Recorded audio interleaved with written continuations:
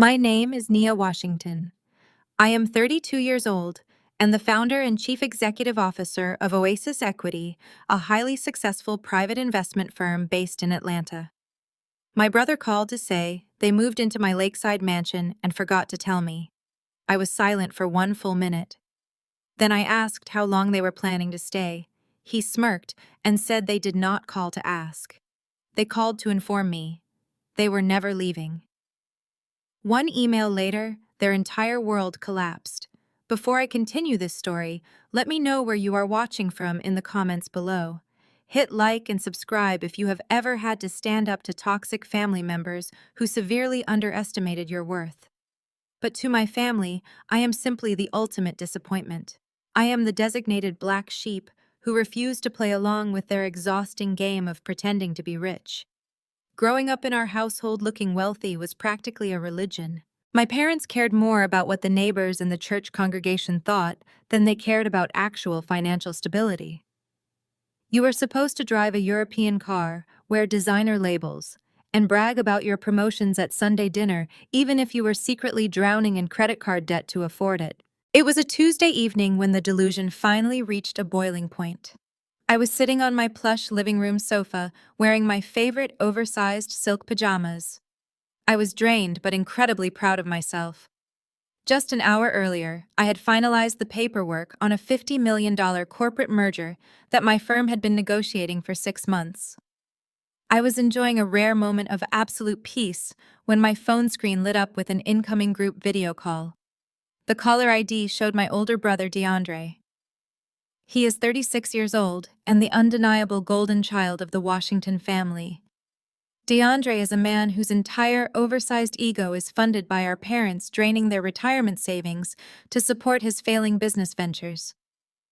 I took a deep breath and accepted the call. DeAndre and his wife Chloe filled my screen.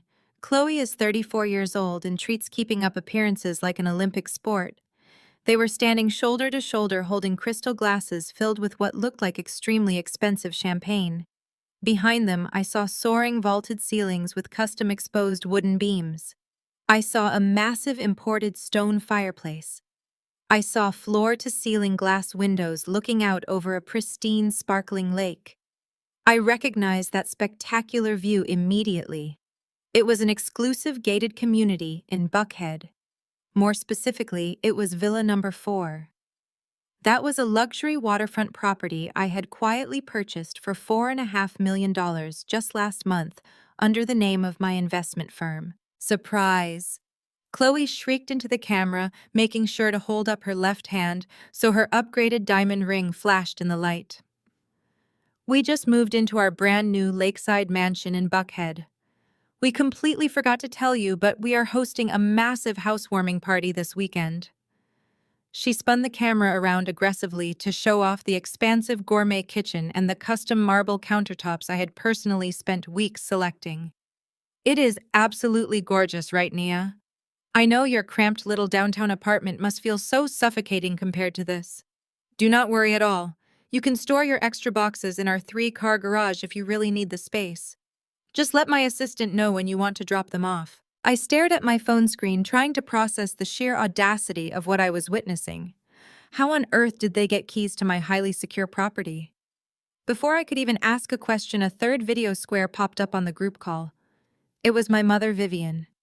She is 60 years old, and her absolute favorite hobby is worshiping the ground DeAndre walks on, while loudly reminding me of my perceived failures. "Oh, my beautiful, brilliant boy," Vivian cooed loudly, clasping her hands together in dramatic prayer.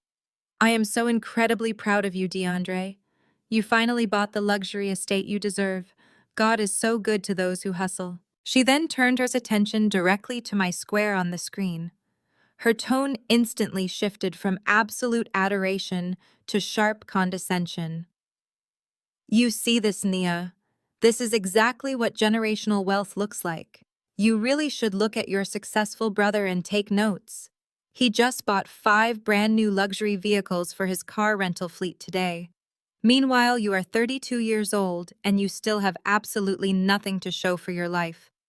I told you 5 years ago that you should have just taken that receptionist job at his company. But you were always too stubborn and too proud. Now look at you, sitting at home in your pajamas on a Tuesday night because you just lost another basic accounting job. I looked down at my silk pajamas. They had absolutely no idea I was wearing them because I had been awake for 2 straight days, finalizing a massive acquisition that would secure my financial freedom for life. They thought I was unemployed, lazy, and struggling to pay rent. My mother truly believed DeAndre was a titan of industry. In reality, his luxury car rental business was completely fake. He rented cars from other agencies, marked up the prices, and claimed he owned a fleet. He was drowning in massive debt and completely leveraged against my parents' own home. But in our toxic family dynamic, projecting a flawless image of black excellence at Sunday dinner trumped actual reality every single time. Chloe leaned back into the frame, resting her chin on DeAndre's shoulder. She offered me a pitying smile that made my blood run cold. Do not be too hard on her, Vivian. Not everyone has the mindset of a top-tier entrepreneur like my husband. Nia, if you want, you can come over early on Saturday before the housewarming party starts. We need someone to help the catering staff set up the appetizer stations. I will even pay you $200 for your time. It will help you with your groceries this week. I am sure you could use the extra cash right now. I stared at the screen. I did not yell at them. I did not cry. I did not point out that the spectacular multi-million-dollar house they were standing in legally belonged to my corporate real estate portfolio. I let the silence stretch for 1 full minute. The quiet grew so heavy and uncomfortable that Chloe eventually stopped waving her champagne glass around. DeAndre shifted his weight nervously, his fake designer watch catching the bright overhead light. My mother squinted at her screen, waiting for me to explode or apologize or beg for their help. Finally, I spoke. My voice was perfectly calm, steady, and devoid of any emotion. I looked directly into my brother's eyes through the camera lens. How long are you planning to stay there, DeAndre? He scoffed, regaining his arrogant posture immediately. He puffed out his chest and laughed. It was a harsh, arrogant sound that echoed off my freshly painted walls. We did not call to ask for your permission, little sister. We called to inform you of our massive success. We are the legal owners now. We are never leaving this house. You should probably just get used to calling me the king of Atlanta real estate. I smiled at him. It was a cold, detached smile that completely unsettled my mother. She frowned and opened her mouth to scold me again, but I did not give her the chance. I understand completely, I said evenly. I really look forward to seeing your new furniture. It must be very expensive. Have a wonderful night. I ended the call without another word. I set my phone down softly on the glass coffee table. I picked up my laptop and logged securely into my corporate server. I opened my email client and drafted a single concise message to the head of security for Oasis Equity. The subject line read "Security Breach at Villa 4 Buckhead." The body of the email was brief and strictly professional. Please verify exactly how unauthorized individuals accessed the Buckhead property this afternoon. Also contact our legal department immediately and prepare eviction papers and a formal trespassing notice for DeAndre Washington. I hit send and closed my laptop with a satisfying click. They wanted to play a dangerous game of pretend wealth and arrogance. I was about to give them a very real, very expensive lesson in corporate property law. This was not just about protecting my financial assets. It was about permanently dismantling the toxic respectability politics that had suffocated our family for decades. The golden child was about to fall. Wednesday morning arrived with the crisp, sterile hum of corporate efficiency. I sat at the head of the sprawling mahogany conference table inside the glass-walled boardroom of Oasis Equity, my posture straight and my expression unreadable. Marcus, my head of security, stood at the front of the room. He projected a high-resolution scan of DeAndre's forged documents onto the massive digital display screen spanning the far wall. DeAndre had gone to incredible, almost comical lengths to orchestrate this charade. He had not simply picked a lock and squatted in the property like a common trespasser. He had engaged the services of a disgraced, unlicensed real estate broker operating out of a dilapidated strip mall in Decatur. For a cash bribe of $10,000, this broker had fabricated a comprehensive lease to own agreement. DeAndre needed a document he could physically hold up in front of his fraternity brothers, his church congregation, and the gullible investors he was constantly trying to court for his failing luxury car rental business. A lease-to-own contract provided the perfect illusion of legitimate ownership without requiring an immediate mortgage approval or a rigorous financial background check. He had falsified the Oasis Equity corporate letterhead with shocking amateurism. The font was entirely wrong, the corporate tax identification number was off by 2 digits, and the signature of the supposed asset manager was a sloppy digital overlay that looked like it had been copied and pasted from a standard internet search. DeAndre's logic was deeply flawed, but entirely predictable. He believed Oasis Equity was merely a massive, faceless conglomerate managing thousands of residential properties across the state. He assumed it would take months for a corporate auditor or a property manager to notice someone residing in Villa Number 4.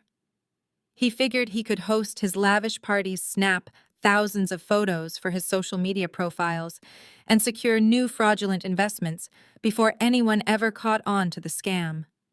He had absolutely no idea that the chief executive officer of Oasis Equity was the same sister he had spent his entire life belittling and pushing aside. My lead corporate attorney, a razor-sharp woman named Sarah, slid a polished red folder across the mahogany table toward me.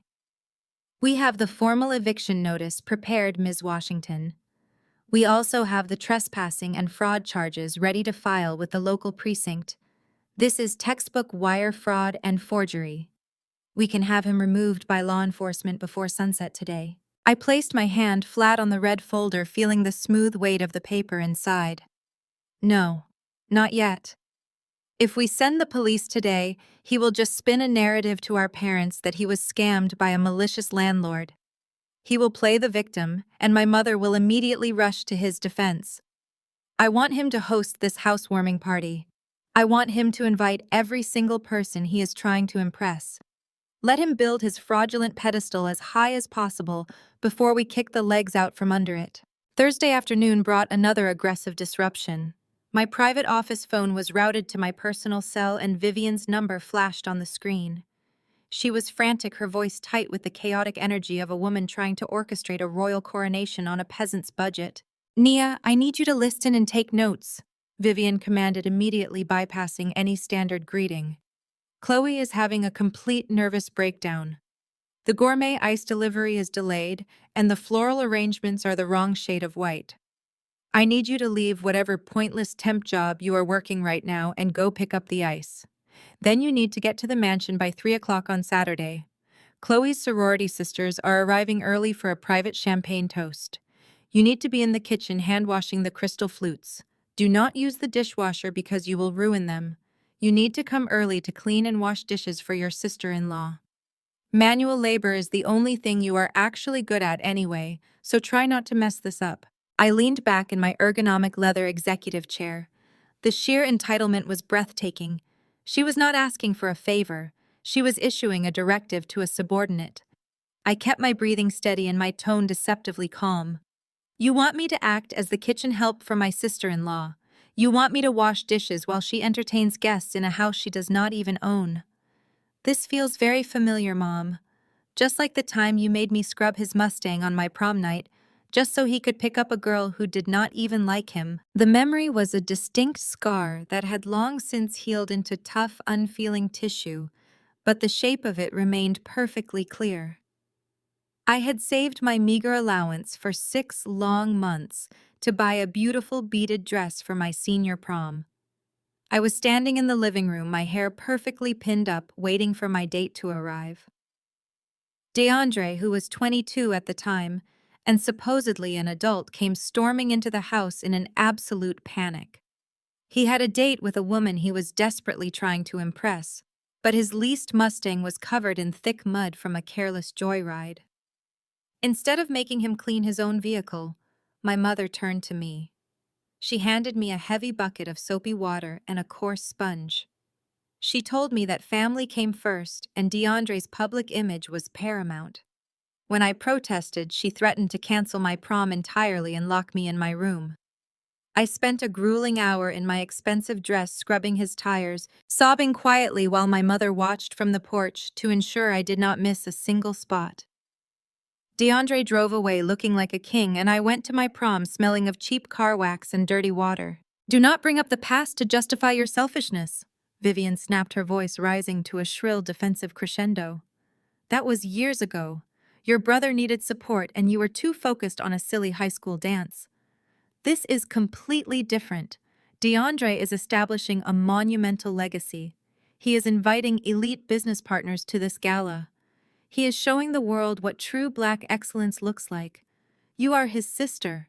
It is your fundamental duty to serve the family vision. Stop being a jealous, bitter woman and do what you are told. I realized then that Vivian would never fundamentally change. She was completely addicted to the toxic respectability politics of our church and our community. My father, Reginald, played directly into this dynamic as well. He was a church deacon who preached about honesty, but happily turned a blind eye to DeAndre's obvious financial fabrications. Reginald loved parading DeAndre around the congregation, praising his supposed business acumen, while entirely ignoring the fact that I had built a legitimate, highly profitable investment firm from the ground up. In their eyes, a daughter's actual success was merely a footnote, but a son's illusion of success was gospel truth. To Vivian, DeAndre's performative wealth was vastly more valuable than my actual dignity. She would gladly sacrifice me on the altar of his ego every single time without a second thought. This toxic environment bred a specific kind of arrogance in DeAndre, an arrogance that convinced him he was untouchable. He believed he could forge documents, steal a mansion, and demand my servitude because the family had spent 3 decades shielding him from the consequences of his own actions. You are absolutely right, Mom, I said softly, injecting just enough compliance into my voice to satisfy her ego. Family is important. I will be at the housewarming party. I will make sure everything is handled exactly the way it deserves to be handled. Vivian let out a sharp huff of validation. Finally, see that you use the service entrance around the back. Do not park your beat-up sedan in the main driveway and ruin the aesthetic. I ended the call and pressed my fingertips to my temples, a cold smile forming on my lips. Saturday afternoon arrived with a crisp, clear Atlanta breeze. The air felt electric, charged with the anticipation of impending justice. I did not go to the property at 3 o'clock to wash dishes. I spent the early afternoon at an exclusive luxury spa, enjoying a deep tissue massage and a meticulous manicure. I was preparing for a battle, and a chief executive officer must always step onto the battlefield looking absolutely flawless. When I returned to my penthouse, I walked into my expansive closet and approached the emerald green silk dress I had selected days ago. It was a masterpiece of custom Italian tailoring, a garment that commanded absolute authority without uttering a single word. The rich, heavy silk cascaded like liquid glass, and the structured cut was sharp and undeniably powerful. It was a dress that screamed $8,000 without ever showing a tacky designer logo. It was the antithesis of Chloe's loud, flashy, heavily branded wardrobe. It was the physical embodiment of actual, untouchable wealth. I paired the dress with classic black stiletto heels that lengthened my posture and gave my walk a dangerous, predatory rhythm. I applied a deep, bold red lipstick, the kind of color that signals absolute, unwavering confidence. I looked at myself in the full-length mirror. I was no longer the scared teenage girl scrubbing tires in a ruined prom dress. I was a titan. I was the architect of my own empire, and I was no longer accepting reservations for their disrespect. I walked over to the dressing island where my matte black crocodile Hermes Birkin bag sat waiting. A Birkin is not just a handbag. In the desperate climbing circles my brother and sister-in-law were trying to infiltrate, it is the ultimate symbol of having truly arrived. It is a status symbol they could only dream of touching. I carefully unclasped the heavy gold hardware. I picked up the thick, officially stamped eviction notice prepared by my legal team. The bright red corporate seal of Oasis Equity gleamed against the stark white premium paper. I folded the document with precise, deliberate care. I tucked it safely into the lush suede-lined interior of the Birkin, right next to my keys and my phone. I closed the bag and snapped the gold lock shut with a satisfying click. I was ready. The drive to Buckhead took exactly 20 minutes. I pulled up to the towering wrought iron gates of the exclusive waterfront community. The private security guard at the front booth recognized my face immediately. He did not ask for an invitation or check a guest list. He simply nodded respectfully and pressed the button to let the actual owner of Villa Number 4 pass through. I glided my car down the winding oak-lined streets until the spectacular glass and stone facade of my property came into view. The circular driveway was an absolute circus. It was jam-packed with rented luxury vehicles, aggressive valet attendants, and booming hip-hop music echoing across the pristine lakefront. DeAndre had transformed a sophisticated architectural masterpiece into a tacky nightclub.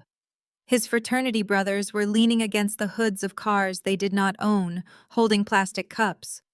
Chloe's sorority sisters were teetering on the cobblestones in painful heels, loudly snapping photos for their social media feeds. The entire scene reeked of people desperately trying to prove they belonged in a tax bracket they could not actually comprehend. I did not drive around to the back alley. I did not seek out the discreet service doors meant for the catering staff. I pulled my car right up to the front steps. I stepped out, letting the heavy Italian silk of my emerald green dress catch the evening breeze. The loud chatter near the entrance abruptly died down as I walked up the main stone staircase. The stilettos clicking against the pavement sounded like a ticking clock. I watched the eyes of DeAndre's friends drop to my matte black crocodile Hermes Birkin bag. They might not have known who I was, but they absolutely recognized the brutal, unapproachable aura of real money. I pushed open the massive, solid oak double doors and stepped into my own foyer. The interior was packed with people laughing and drinking heavily. Waiters in crisp white shirts circulated with trays of overpriced appetizers.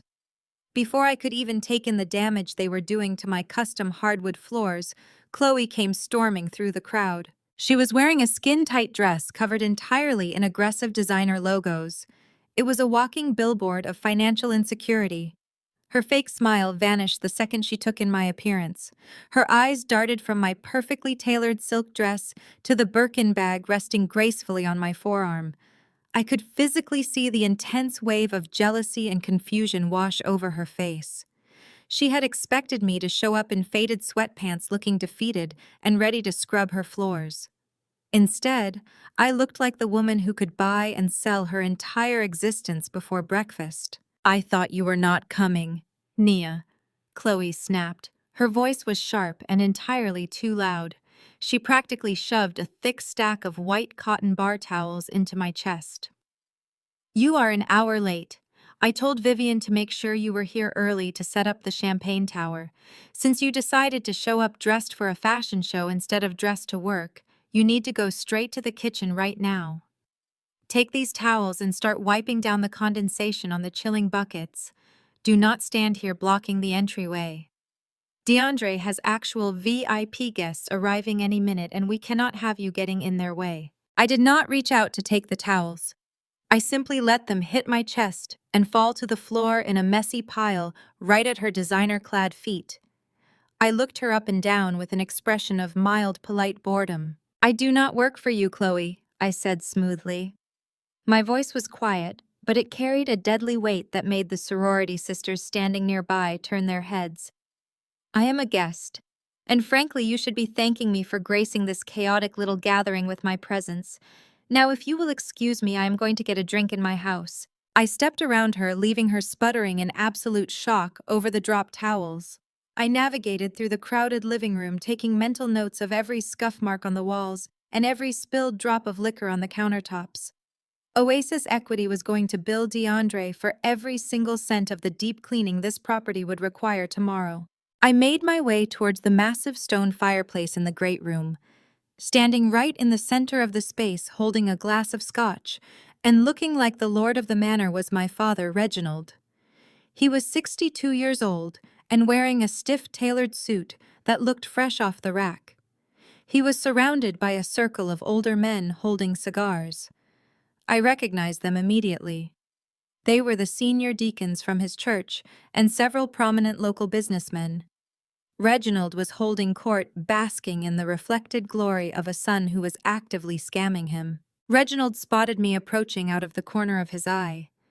Instead of greeting his daughter warmly, he immediately saw an opportunity to elevate DeAndre by stepping directly on my neck. He raised his voice, making sure every single man in his important circle could hear him clearly. "Well, look who finally decided to join us," Reginald boomed, gesturing toward me with his scotch glass. "Gentlemen, this is my daughter Naya. She handles petty paperwork and basic administrative things down in the city. She does all right for herself, keeping her head above water. But DeAndre now, he is the true visionary of this family."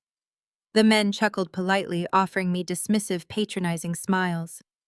My father puffed out his chest, his eyes shining with a toxic, misguided pride. "DeAndre is the sole heir to the Washington legacy." Reginald continued, projecting his voice so it echoed off the vaulted ceilings. "Do you see this magnificent estate, gentlemen? Do you see the caliber of this property? I believed in my son so much that Vivian and I completely drained our retirement accounts. I took out a second mortgage on our home just to secure the bridge loans for his luxury car fleet. People called me crazy for risking my entire pension. But you have to bet big on a winner. And look at this spectacular result. My son is a multimillionaire, and he is going to take care of his mother and me for the rest of our lives." I stood there gripping the handle of my Birkin bag. The air left my lungs for a brief, agonizing second. He did not just co-sign a loan. He drained his entire life savings. He mortgaged the house I grew up in. My parents had literally bet their survival on a forged lease and a fake rental company. They handed their entire financial future to a con artist just so they could brag at church on Sunday mornings. It was a devastating realization, but it only hardened the ice in my veins. They chose their golden idol. Now they would have to watch him melt. I smiled at my father and his friends. A perfectly pleasant, completely hollow smile. "It is truly fascinating how much you are willing to risk for an illusion, Dad," I said, my voice carrying a terrifying calm. "I hope this house brings you exactly what you paid for. Enjoy your scotch." I turned away before he could formulate a response, leaving the men exchanging confused glances. As I walked toward the sweeping grand staircase, I heard the frantic clicking of Chloe's heels rushing up behind me. She was seething. Her face was flushed with anger because I had publicly ignored her orders in front of her friends. She grabbed my arm, trying to yank me to a stop, but I merely leveled a glare at her hand until she released me. "You think you are so special walking around here like you own the place?" Chloe hissed, her voice vibrating with venom. "Vivian warned me you would try to act superior to cover up the fact that you are broke. I need extra guest towels for the powder rooms downstairs. Since you refuse to help the catering staff, you can make yourself useful and go up to the master suite. There are extra plush towels in the main linen closet. Go fetch them right now and bring them down." She wanted to demean me. She wanted to turn me into a domestic servant fetching towels in a house she believed belonged to her husband.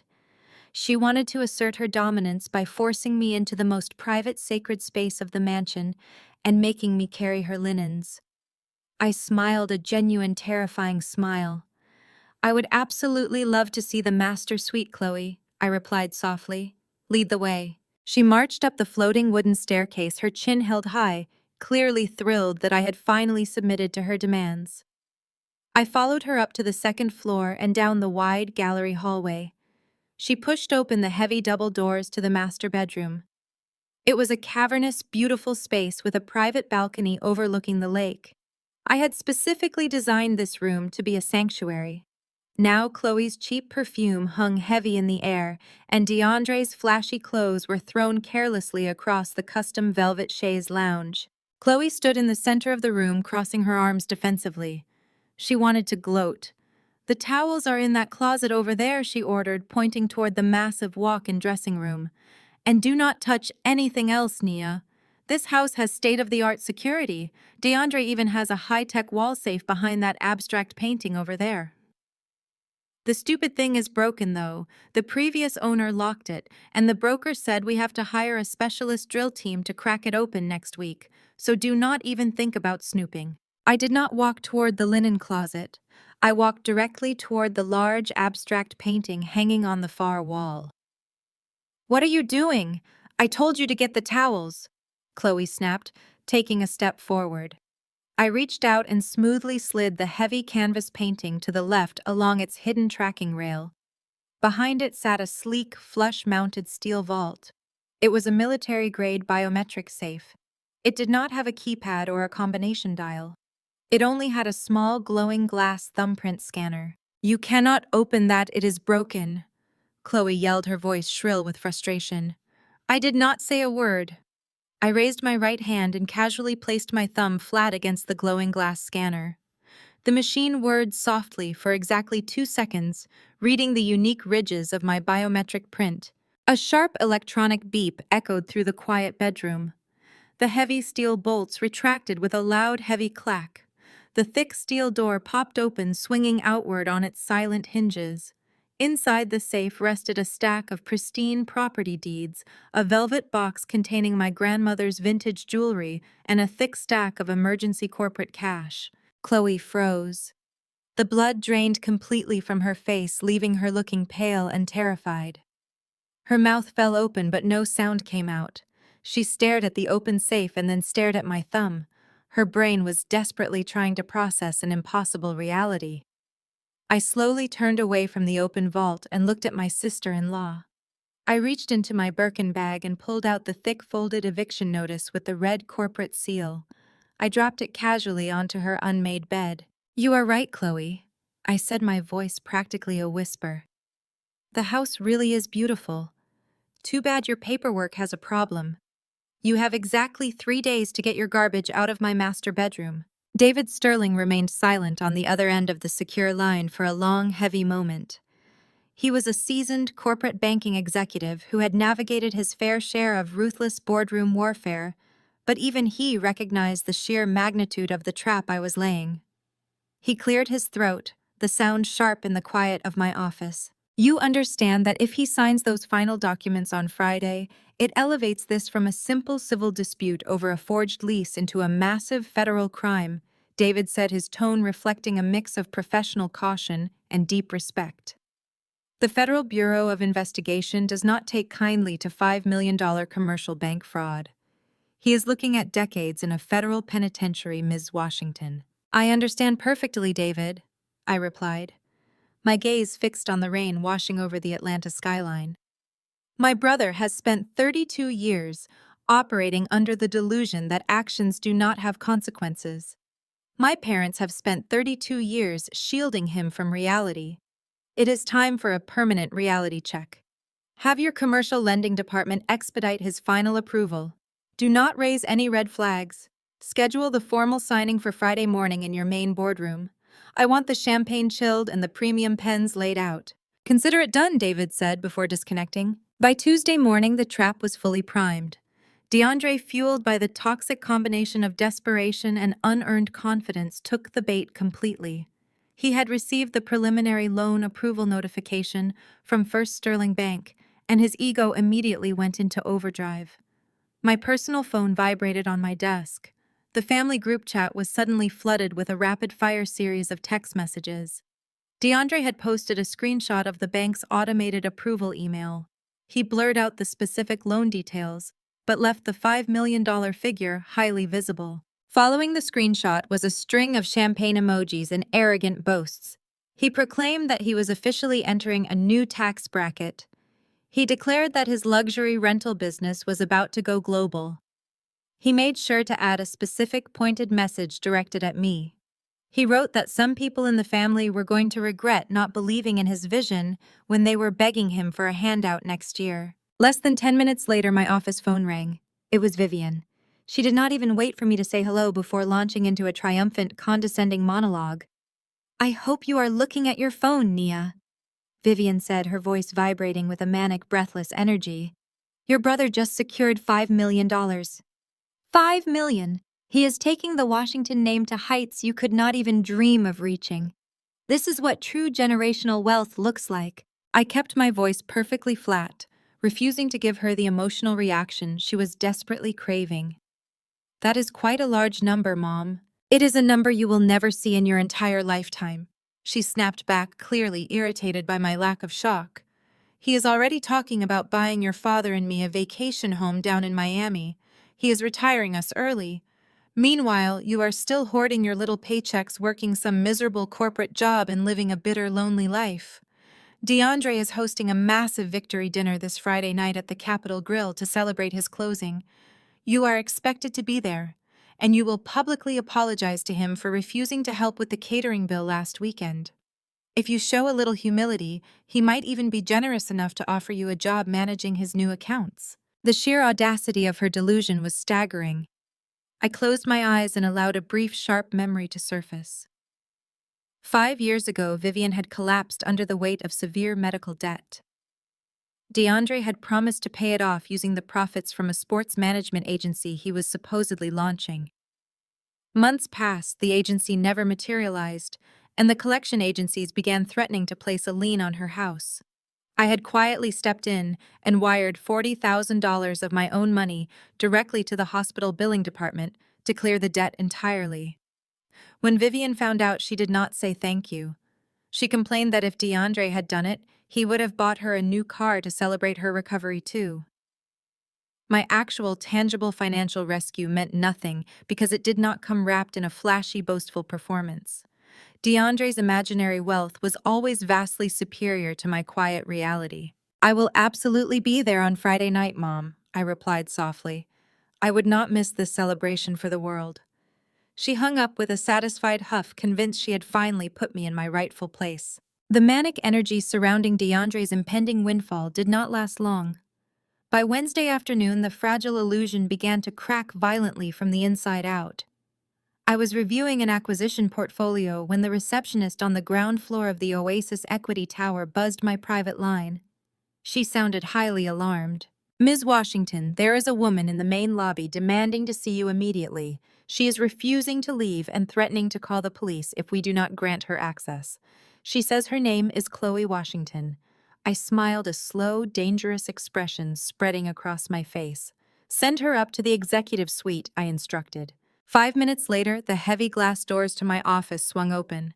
Chloe stood on the threshold, and the sight of her was almost pathetic. She had clearly tried to dress for intimidation, wearing a bright red designer suit and carrying a heavily branded tote bag. But the sheer scale of the Oasis Equity corporate headquarters had completely shattered her confidence. She had walked past millions of dollars in modern art, a fleet of corporate attorneys, and a panoramic view of the financial district just to reach my desk. She stared at the sprawling mahogany table, the imported Italian leather chairs, and the gold lettering on the glass that read Chief Executive Officer. Her brain was violently rejecting the reality in front of her. "What is this place?" Chloe stammered, her voice lacking any of its usual venom. "What are you doing here, Nia?" "I own it, Chloe," I said calmly, leaning back in my chair and gesturing to the empty seat across from me. "Please sit down. You look completely terrified." She did not sit. She gripped the strap of her bag so tightly her knuckles turned white. "DeAndre told me you just worked in a basic administrative office. He said you were a paper pusher." "DeAndre says a lot of things," I replied. "Most of them are lies designed to hide his profound incompetence. Why are you here, Chloe? You have exactly 48 hours left to remove your belongings from my property before I have the sheriff drag you out by your cheap hair extensions." She flinched, but tried desperately to rally her manufactured courage. "That is exactly why I am here," she said, her voice shaking as she pointed a manicured finger at me. "You think you are so smart with your little eviction notice. But DeAndre is closing on a $5 million loan this Friday. The bank already approved it. As soon as that money hits his account, we are going to buy that house from your company in straight cash. We will buy the house and we will make sure you are fired for harassing us. You cannot touch us, Nia." I stared at her, genuinely amazed by the depth of her ignorance. She was entirely complicit in the lifestyle, but she had absolutely no understanding of the mechanics of her husband's fraud. Chloe, I said softly, resting my elbows on the desk and steepling my fingers. How exactly do you think DeAndre secured a $5 million commercial loan? Do you think banks just hand out millions of dollars based on his charming personality and a failing luxury car business? She frowned, confusion warring with panic on her face. He showed them his business projections. He showed them our assets. I let out a harsh, humorless laugh that echoed off the glass walls. He showed them a forged lease to own agreement for a property he does not own. He used my mansion as collateral to secure that loan. He falsified corporate documents using the Oasis equity letterhead. Chloe physically stumbled backward, her designer heels scraping awkwardly against the plush carpeting. You are lying, she gasped, shaking her head in frantic denial. He would not do that. The bank approved it. The bank approved it because I told them to approve it. I stated, my voice dropping to a glacial, uncompromising tone. First Sterling Bank handles all the corporate capital for Oasis Equity. When DeAndre submitted those forged documents, their automated underwriting system flagged the discrepancy and sent it directly to my desk for verification. I told the senior credit director to push the loan through to the final signing phase. Her eyes widened in absolute horror as the inescapable reality of the trap finally clicked into place. If he signs those papers, she whispered, her voice cracking. If he signs those federal banking documents on Friday morning, he commits massive documented commercial fraud, I finished for her. He will be arrested before he even makes it to the elevator. He will face federal prison time. And since your name is likely listed as a secondary guarantor on his failing business accounts, they will be coming for you as well. Chloe collapsed into the leather chair opposite my desk. The arrogant, boastful woman who had tried to force me to wash her crystal champagne flutes just days ago was completely gone. In her place sat a terrified, broken accomplice realizing her entire life was built on a foundation of quicksand. She began to sob, heavy, desperate tears ruining her immaculate makeup. Please, Nia, she begged, leaning forward and pressing her hands flat against my desk. Please do not let him sign those papers. Cancel the loan. Cancel the eviction. We will leave the house today. I will pack everything right now. Just let us walk away. We have no money. If he goes to prison, I will have absolutely nothing. I will be on the street. Please, you are his sister. I looked at her weeping face and felt absolutely nothing. No sympathy. No familial loyalty.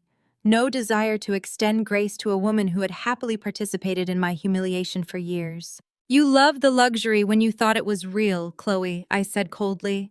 You loved treating me like a servant in my own home. You loved watching my parents tear me down while elevating a con artist. You wanted the lifestyle of a millionaire without doing any of the actual work. Now you get to experience the consequences. I pressed a button on my desk console. Marcus, my head of security, immediately stepped into the office. Ms. Washington is leaving now, I instructed without breaking eye contact with Chloe. Escort her to the lobby. Chloe scrambled to her feet, her face a mask of utter despair. She did not say another word as Marcus guided her out of the executive suite. She knew it was entirely over. There was no escape hatch left to open. Thursday evening descended with a suffocating tension.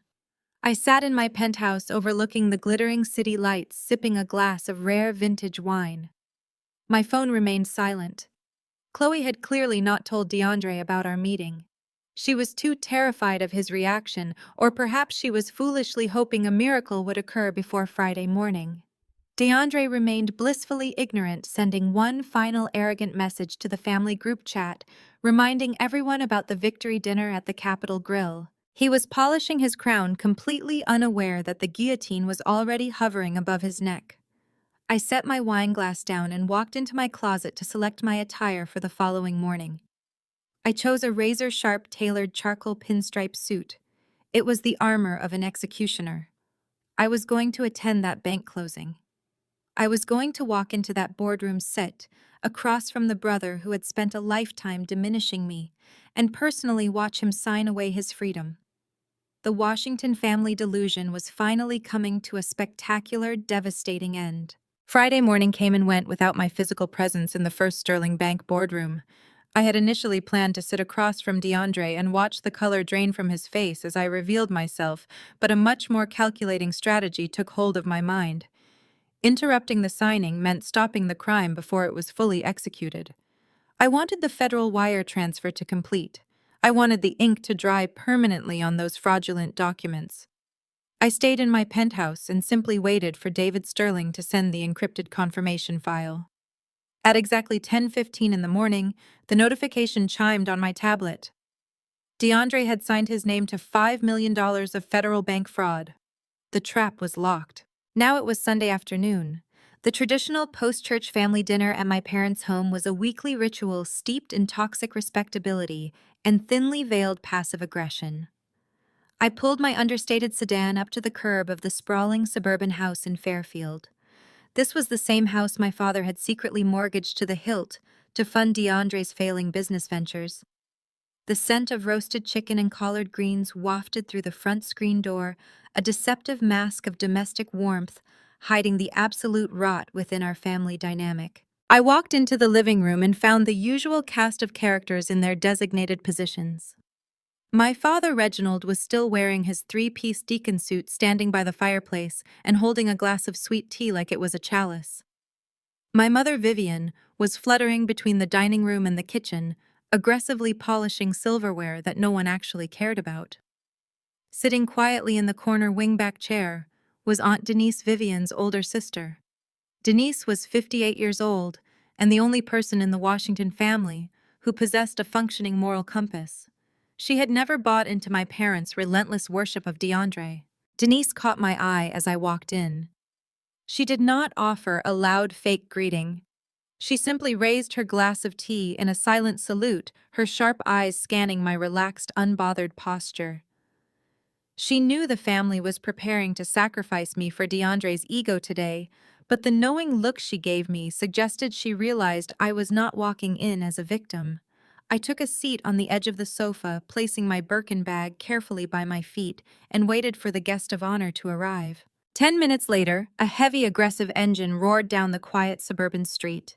The sound was so obnoxiously loud that the china in Vivian's display cabinet actually rattled. My parents immediately abandoned their tasks and rushed to the front bay window like excited children. "Look at that magnificent machine," Reginald declared, his voice thick with overwhelming pride. I remained seated, but glanced out the window. DeAndre was pulling into the driveway in a brand-new matte black Mercedes AMG SUV. The dealership tags were still taped to the tinted windows. He had clearly walked straight out of the bank on Friday high on the adrenaline of his $5 million wire transfer, and bought the most expensive vehicle he could find in straight cash. He threw the heavy door open and stepped out onto the driveway, wearing a designer suit that looked entirely too tight across his shoulders. He was alone. I noted the absence of my sister-in-law with a cold sense of satisfaction. Chloe had been claiming a severe migraine since our encounter in my master bedroom on Thursday. She was too terrified to face me, and she was letting her husband walk directly into the slaughterhouse completely blind. DeAndre strutted through the front door like a conquering emperor returning from a glorious war. Vivian immediately threw her arms around his neck, practically weeping with joy, while Reginald aggressively patted his back. They ushered him into the dining room, treating him with a level of reverence usually reserved for royalty. Aunt Denise rolled her eyes so hard I thought she might injure herself, then slowly pushed herself up from her chair to join the circus at the table. I took my seat near the end of the long mahogany dining table directly across from Aunt Denise. DeAndre was positioned at the head of the table next to my father, basking in the glow of their undivided adoration. The Sunday dinner was a feast of lavish proportions, but the real main course was DeAndre's ego. He spent the first 20 minutes of the meal delivering a loud, boastful monologue about his brilliant business acumen. He talked about leverage, about exploiting market inefficiencies, and about dominating the luxury transport sector.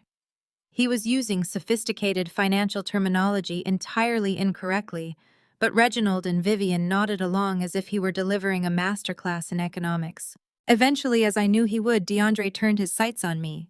He could not fully enjoy his imaginary victory without stepping on my neck to elevate his own stature.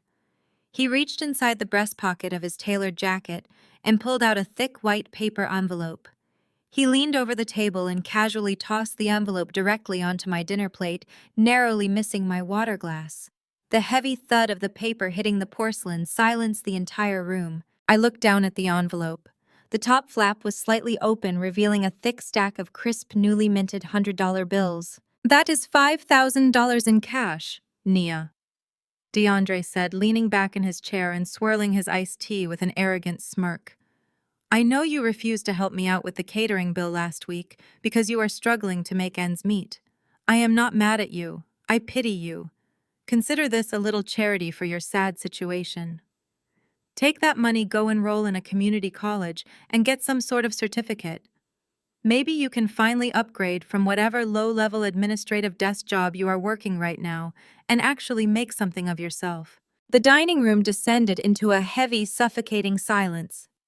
Aunt Denise stopped eating entirely, her fork hovering in the air as she stared at DeAndre with absolute disgust. I did not touch the envelope. I did not flinch. I just looked at him, studying the desperate, hollow arrogance in his eyes. He was drowning in debt, actively committing federal crimes, and yet his primary concern was ensuring I felt inferior. Vivian immediately chimed in, perfectly executing her role as his primary enabler. She reached across the table and tapped the envelope with her manicured fingernail. "Take it," Nia, Vivian instructed, her voice dripping with toxic condescension. "Your brother is being incredibly generous." DeAndre's assets were just officially valued at over $10 million by the corporate bank. He is building a massive empire. He is bringing immense glory and respect to the Washington name. You should be taking notes from him, unlike how you utterly humiliated this family when you quit your stable bank job back in the day. You threw away a perfectly good career to chase foolish dreams, and look where it got you. Take your brother's charity and say thank you." Her words hung in the air, vibrating with years of rewritten history. She was referencing the day I resigned from my entry-level corporate banking position when I was 24 years old. She had screamed at me for hours, calling me a disgrace for leaving a job with a pension. She had absolutely no idea that I did not quit to chase foolish dreams. I quit to found Oasis Equity. I quit to build a financial firm that now managed assets worth more than the entire gross domestic product of small island nations. She had spent the last 8 years willfully ignoring my existence, preferring to worship a son who routinely stole from her purse over a daughter who silently paid her medical debts. I looked at my mother, then at my father, and finally rested my gaze on DeAndre. The sheer, breathtaking irony of Vivian praising his $10 million valuation while sitting in a house mortgaged to fund his fake lifestyle was almost poetic. I slowly reached out and placed my index finger on the thick envelope. I did not pick it up. I simply pushed it across the smooth wood of the dining table, sliding it directly back in front of DeAndre. "I do not need your charity, DeAndre," I said, my voice cutting through the dining room like a perfectly sharpened blade. "And I certainly do not need your dirty money." DeAndre's smug smile faltered for a fraction of a second, his ego immediately flaring at the rejection. "You are always going to be a jealous, bitter little brat," he cursed, leaning forward aggressively. "This is exactly why Mom and Dad consider you an absolute embarrassment. You cannot stand to see me winning." I did not raise my voice. I did not react to his insult. I simply reached down to the floor and pulled the black crocodile Birkin bag onto my lap. I unclasped the gold hardware and reached inside. I completely bypassed the eviction notice I had shown Chloe. Instead, I pulled out a thick, professionally bound legal folio bearing the official embossed seal of First Sterling Bank. I dropped the heavy stack of banking documents onto the table right next to his pile of cash. "A $10 million valuation?" I asked, tilting my head slightly and mirroring his arrogant smirk. "Is that what you told Mom and Dad? Or is that actually a $5 million commercial loan based on a forged lease agreement and illegal cross-collateralization?" Millionaire DeAndre. The entire table froze. Reginald dropped his fork. Vivian's mouth opened in a silent gasp. DeAndre stared at the blue cover of the banking folio, all the color instantly draining from his face. He recognized the documents immediately. They were the exact highly confidential loan origination contracts he had signed behind closed doors less than 48 hours ago. "How did you get those?" DeAndre whispered, his voice completely stripped of its previous bravado. I ignored his question. I opened the folio and flipped directly to the property asset declaration page. I tapped the printed address with a manicured fingernail. "You tried to use Villa Number 4 in the Buckhead waterfront community as your primary collateral." I continued, my tone clinical and relentless. "You forged the signature of an Oasis Equity managing director on a fake lease to own contract. You presented it to a federal banking institution to secure a $5 million bridge loan to cover the fact that your luxury car business is currently facing 12 separate repossession lawsuits." Reginald stood up so fast his chair scraped violently against the floorboards. "What are you talking about, Nia? DeAndre owns that estate. He showed us the paperwork. He showed you a piece of paper he bought from a black market broker in a strip mall," I corrected, looking up at my father. "He does not own the Buckhead property. He never owned it." DeAndre was hyperventilating now. He slammed his hands onto the table. "You are hacking into my private banking files. I am going to have you arrested. You cannot just steal my financial documents." "I did not steal anything, DeAndre," I replied smoothly. "First, Sterling Bank flagged your fraudulent application because the corporate tax ID you forged was incorrect. They sent the file directly to the actual owner of the property for verification before they cleared the wire transfer." DeAndre stared at me, his eyes wide and uncomprehending. "The owner," he repeated dumbly. "Yes," I smiled, leaning forward and resting my arms on the table. "The bank called me. I am the Chief Executive Officer of Oasis Equity. I own the Buckhead Mansion. I own the ground you are standing on. And I personally approved your fraudulent loan so you would sign the federal paperwork and trap yourself." The drive back to the city after that explosive Sunday dinner was the most peaceful commute of my entire life. I had laid all my cards on the mahogany table. I had exposed the cross-collateralization trap, and I had watched the crushing weight of reality finally break my father's impenetrable ego. Any rational human being facing a frozen $5 million commercial bank account and a looming federal investigation would immediately contact a criminal defense attorney. They would pack a bag, surrender their passport, and prepare for the inevitable collapse. But DeAndre was not a rational human being. He was a narcissist entirely detached from reality, completely consumed by the toxic delusion that he was untouchable. By Wednesday afternoon, my corporate intelligence team intercepted a digital invitation circulating aggressively among Atlanta's wealthy elite. Despite drowning in unmanageable debt and facing imminent federal indictment, DeAndre and Chloe had decided to double down. They were employing the most desperate, pathetic strategy in the scammer playbook. They were going to fake it until they made it. The invitation advertised an exclusive, highly publicized Black Excellence charity gala to be held on Friday night. The venue was proudly listed as their private waterfront estate, Villa Number 4. The sheer unadulterated audacity of the move actually made me laugh out loud in the sterile quiet of my executive office. DeAndre was using my Buckhead mansion to host a fraudulent fundraising event. He intended to solicit unrecorded cash investments from wealthy socialites and legitimate business owners under the guise of funding minority startups. He desperately needed untraceable liquid capital to cover his bounced checks, appease the aggressive repo men circling his luxury car fleet, and somehow buy his way out of the massive bank fraud before the authorities formally knocked on his door. It was a classic, rapidly escalating Ponzi scheme, and he was using the word excellence to bait the trap. I spent Thursday meticulously preparing a counteroffensive that would completely obliterate his final performance. If DeAndre wanted a massive audience to witness his fabricated generational wealth, I was going to ensure he received a spectacular, unforgettable show. I contacted Marcus, the imposing head of the elite private security firm contracted to protect all Oasis Equity corporate assets.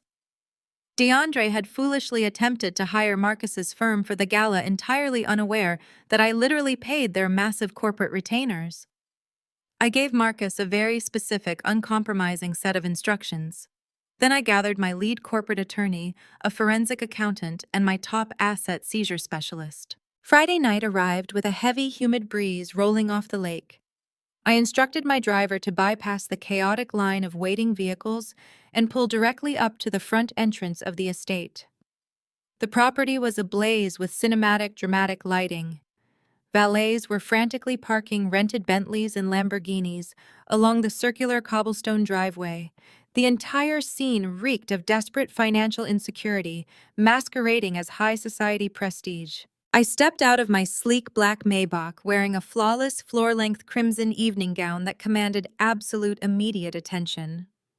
Behind me, my corporate team stepped out of 3 matching black SUVs. They wore crisp, intimidating dark suits and carried heavy leather briefcases. They were not party guests holding crystal cocktail glasses. They were my corporate executioners. We glided up the front stone steps in a unified, terrifying formation. The heavy oak double doors were propped wide open, spilling golden light and booming jazz music into the night air. Chloe was holding court right at the threshold, playing the role of the gracious, wealthy hostess. She was dressed in an obscenely expensive, heavily sequined designer gown that I knew for an absolute fact was purchased on a maxed-out, high-interest credit card. She was greeting local politicians and naive investors with a manufactured, brilliant smile. The exact moment she spotted me walking up the steps, that fake high society smile collapsed into a vicious snarl of sheer panic and hatred. She abandoned her wealthy guests and stepped directly into the center of the doorway, physically blocking my path. Her eyes darted nervously to the men in dark suits standing silently behind me, but her massive, fragile ego refused to let her back down in front of her high-class audience. "Are you here to beg, Nia?" Chloe sneered, keeping her voice in a harsh, venomous whisper so the arriving dignitaries would not hear. "I told you I never wanted to see your face again. You are not getting a single dime from us tonight. I will call security right now and have them throw you straight into the lake." I did not break my stride. I stopped mere inches from her face, looking down at her with a chilling, perfectly practiced expression of mild amusement. "Call them," I challenged softly, my voice carrying a deadly, uncompromising weight. Chloe furiously waved her hand in the air, frantically signaling the massive, broad-shouldered security guards flanking the grand entryway. She crossed her arms tightly over her chest, lifting her chin in arrogant triumph, eagerly waiting for me to be physically dragged off the property. The head of the private security firm, Marcus, immediately stepped forward from the shadows of the portico. Chloe smirked, anticipating my humiliation. But Marcus completely bypassed her. He did not even acknowledge her frantic, demanding gestures. He stopped directly in front of me, squared his massive shoulders, and offered a deep, respectful bow. "Good evening, Boss Marcus," said his deep voice carrying clearly over the chatter of the arriving guests. "Everything is ready." Chloe froze completely, her jaw practically unhinged, dropping open in a silent gasp. The color vanished entirely from her face, leaving her looking sickly hollow and utterly terrified. She stood absolutely immobilized, her brain violently short-circuiting as she realized the elite security team she thought her husband had hired was actually on the direct exclusive payroll of Oasis Equity. She was entirely powerless in the very house she was pretending to own. I smoothly brushed past her frozen figure, intentionally letting the silk of my crimson gown drag across her expensive shoes. My corporate team trailed silently behind me, parting the crowded room of partygoers like an icebreaker moving through a frozen sea. The interior of my beautiful, sophisticated home had been transformed into a gaudy, tasteless spectacle of unearned wealth. There were massive champagne towers dripping onto my custom hardwood floors, unnecessary ice sculptures melting on the countertops, and a ridiculous glowing digital banner projected against the far wall reading "Washington Enterprises Building Generational Wealth." The hypocrisy of the display was physically suffocating. I navigated through the dense sea of local politicians, naive venture capitalists, and greedy socialites who were all desperately trying to network with a man who was entirely bankrupt. Through the dense crowd, I spotted my parents sitting at a heavily draped VIP table near the front of the room. They looked absolutely miserable. They were completely terrified, trapped in the elaborate, crushing lie they had helped fund. Reginald refused to make eye contact with anyone staring blankly at his empty plate. Vivian was gripping a linen napkin so tightly her hands were shaking visibly. They knew the truth about the frozen bank account and the cross-collateralization. They knew the FBI was likely already building a federal dossier. Yet they were forced to sit there in their expensive clothes and watch their son dig his grave deeper with every passing second. At the absolute center of the grand ballroom, a raised wooden stage had been erected. DeAndre was standing proudly behind a clear plexiglass podium. He was gripping a wireless microphone, sweating profusely under the bright hot stage lights, but forcing a blinding, charismatic smile. He was mid-sentence, loudly pitching a fabricated, non-existent real estate investment fund to the wealthy captive crowd. Generational wealth is not just about hoarding money, DeAndre projected, his voice echoing smoothly through the expensive surround sound system. It is about legacy. It is about building an unbreakable empire that your family can stand on for decades. It is about lifting up our community, pooling our resources, and securing our financial freedom against a banking system designed to keep us down. I did not wait for him to finish his fraudulent, emotionally manipulative pitch. I bypassed the VIP tables entirely and ascended the side steps of the stage. My stilettos clicked sharply and rhythmically against the wooden floorboards, a relentless ticking clock announcing the end of his reign. The crowd's attention shifted immediately. The polite networking murmurs died down instantly as hundreds of eyes locked onto the woman in the crimson dress, suddenly flanking their supposed host. DeAndre turned his head. His eyes bulged out of their sockets as if he had just seen an actual demon step out of the shadows. The blood drained from his face with terrifying speed, and his charismatic, practiced smile shattered into an expression of pure, unadulterated terror. He looked past me and recognized the men in black suits fanning out strategically across the ballroom floor. He saw Marcus locking the main exit doors. He knew exactly why I was there. Before he could utter a single word of protest, before he could even attempt to salvage his glorious fabricated moment, I reached out and smoothly snatched the microphone directly from his trembling hand. I stepped forward to the absolute center of the stage, leaving him sputtering helplessly in the background like a broken machine. I tapped the microphone twice. The sharp, heavy sound echoed through the massive speakers, bringing the entire ballroom to a dead, breathless silence. "Good evening, esteemed guests," I announced, my voice echoing with absolute authority across the sea of confused and captivated faces. "I have a special presentation dedicated to our host." The entire ballroom seemed to hold its collective breath. The words "federal arrest" hung in the humid air, heavier than the extravagant chandeliers overhead. The reality of the situation crashed down on the crowd, transforming their shocked whispers into absolute horrified silence. The elegant facade of the Black Excellence Gala had been completely shattered, exposing the rotten criminal core underneath. DeAndre did not move. He stood frozen, staring at the gleaming steel handcuffs in the sheriff's hands as if they were venomous snakes. His brain, usually so quick to spin a new lie or manipulate a situation, had entirely shut down. The arrogant, untouchable entrepreneur was gone. In his place stood a terrified, pathetic little boy who had finally been caught stealing from the cookie jar. "Sir, I need you to place your hands behind your back immediately." The sheriff repeated, his voice dropping an octave, carrying a clear, unmistakable warning. DeAndre slowly raised his trembling hands, but he didn't put them behind his back. Instead, he reached out toward our parents, his eyes wide and pleading. "Dad," he whimpered, his voice cracking pitifully. "Dad, please, tell them this is a mistake. Tell them I didn't do anything wrong. You have to fix this." Reginald Washington, the man who had spent 32 years fiercely protecting and enabling his son's worst impulses, did absolutely nothing. He stood paralyzed beside the plexiglass podium, his face an ashen, sickly gray. The realization that he had sacrificed his own home, his pension, and his entire legacy for a criminal had finally completely broken him. He could not look at DeAndre. He simply stared at the floor, his shoulders slumped in total defeat. Vivian, however, was incapable of accepting reality. The delusion ran too deep in her veins. She lunged forward, throwing herself between the sheriff and DeAndre, her hands frantically gripping the officer's uniform shirt. "You cannot take him!" Vivian screamed, her voice shrill and desperate, echoing violently off the high ceilings. "He is a good boy. He is a successful businessman. He did not steal anything. She is the one you should be arresting." She pointed a shaking finger at me, her eyes wild and unhinged. "She is framing him because she hates our family." The sheriff did not lose his composure, but his expression hardened.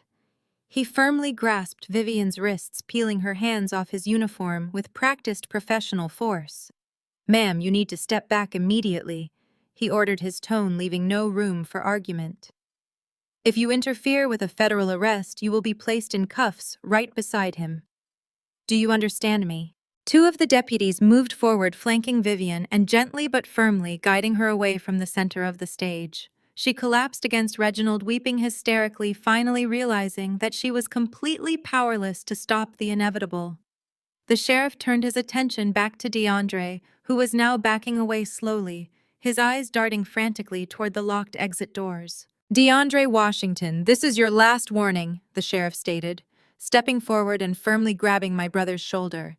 "Put your hands behind your back or you will be charged with resisting arrest." The physical contact broke whatever spell had been holding DeAndre in place. Panic overtook reason. He violently jerked his shoulder away from the sheriff's grasp and spun around, attempting to make a desperate, completely futile dash toward the back of the stage.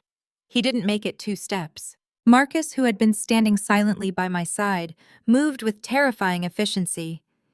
He stepped smoothly into DeAndre's path, planting his massive frame like an immovable brick wall. DeAndre crashed hard into Marcus's chest, bouncing off the head of security and stumbling backward directly into the waiting arms of the 2 remaining deputies. They did not handle him with the gentle professionalism the sheriff had initially offered. They grabbed his arms, twisting them sharply behind his back with practiced force. DeAndre let out a sharp cry of pain as the steel cuffs clicked securely around his wrists, locking him in place. "You cannot do this to me!" DeAndre yelled, thrashing weakly against the deputy's grip. "I know people. I am a highly respected member of this community. I am building generational wealth." I stood perfectly still, smoothing the fabric of my crimson silk gown as I watched him unravel. The irony of his words, shouted while wearing handcuffs in a house he didn't own, was almost poetic. "You are building a federal prison sentence." DeAndre, I corrected smoothly, my voice carrying clearly over his frantic protests. "The only wealth you generated tonight was for the defense attorneys you are going to desperately need." The sheriff read DeAndre his Miranda rights, his booming voice cutting through my brother's increasingly desperate and incoherent rambling. The crowd watched in stunned fascination as the host of the Black Excellence Gala was unceremoniously marched down the stage stairs. As the deputies hauled DeAndre toward the main entrance, the sea of affluent guests parted rapidly, actively recoiling from him as if his failure was a contagious disease. Politicians who had been eagerly shaking his hand just 20 minutes earlier now turned their backs, pretending they had never met him. Investors who had been captivated by his fraudulent pitches now stared at him with undisguised contempt. Chloe, who had been hiding near the grand staircase since Marcus first revealed his true allegiance, suddenly burst through the crowd. She ran toward DeAndre, her expensive sequined gown sparkling under the chandeliers.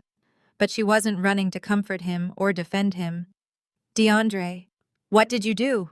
Chloe shrieked, stopping a safe distance away from the deputies. "What about the car? What about my credit cards? You told me the bank approved the loan." DeAndre stopped struggling and looked at his wife, his face a mask of pure terror. "Chloe, call your father," he begged, his voice cracking.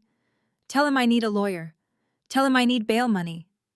Chloe stared at him, her eyes wide with panic and sudden realization.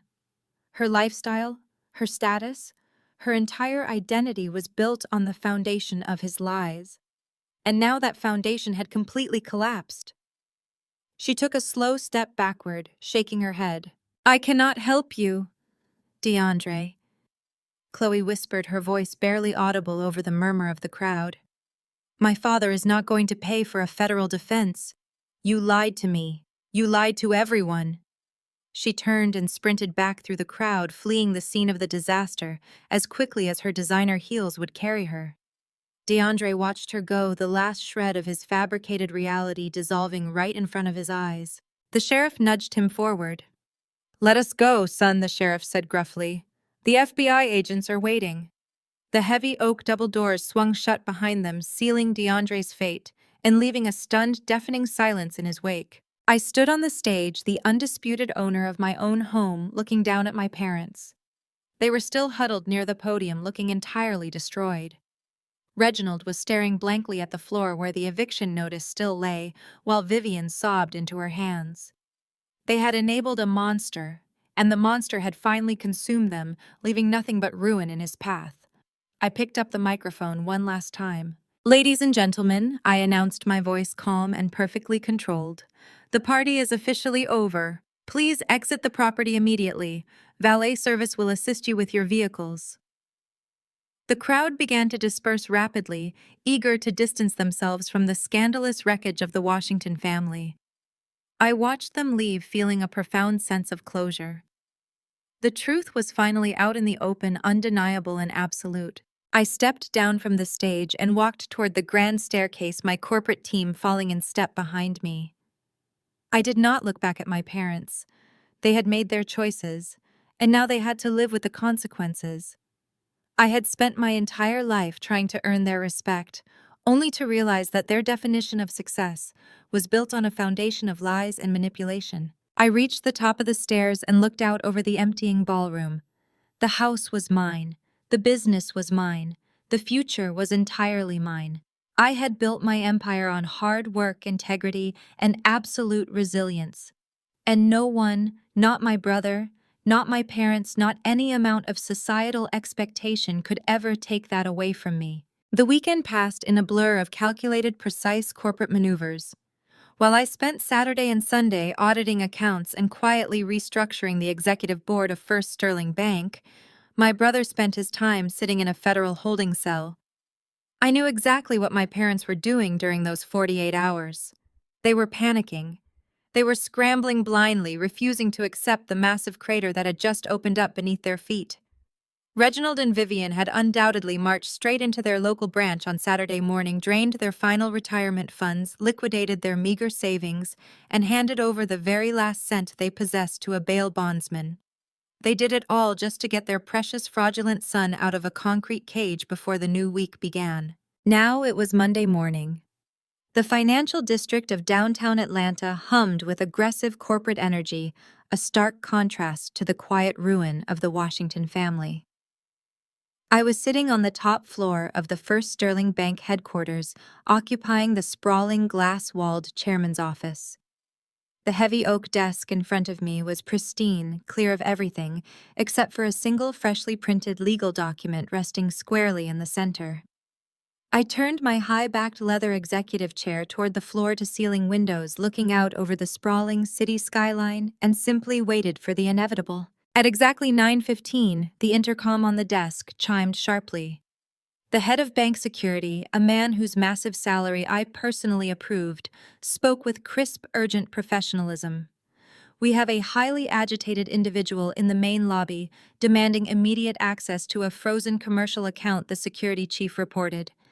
"He is causing a significant disturbance, threatening the tellers and demanding to see the bank president immediately." "Bring him directly up to the chairman's office," I instructed, smoothly leaning back in my chair.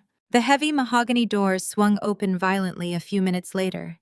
Two large security guards flanked DeAndre, practically dragging him into the room by his biceps.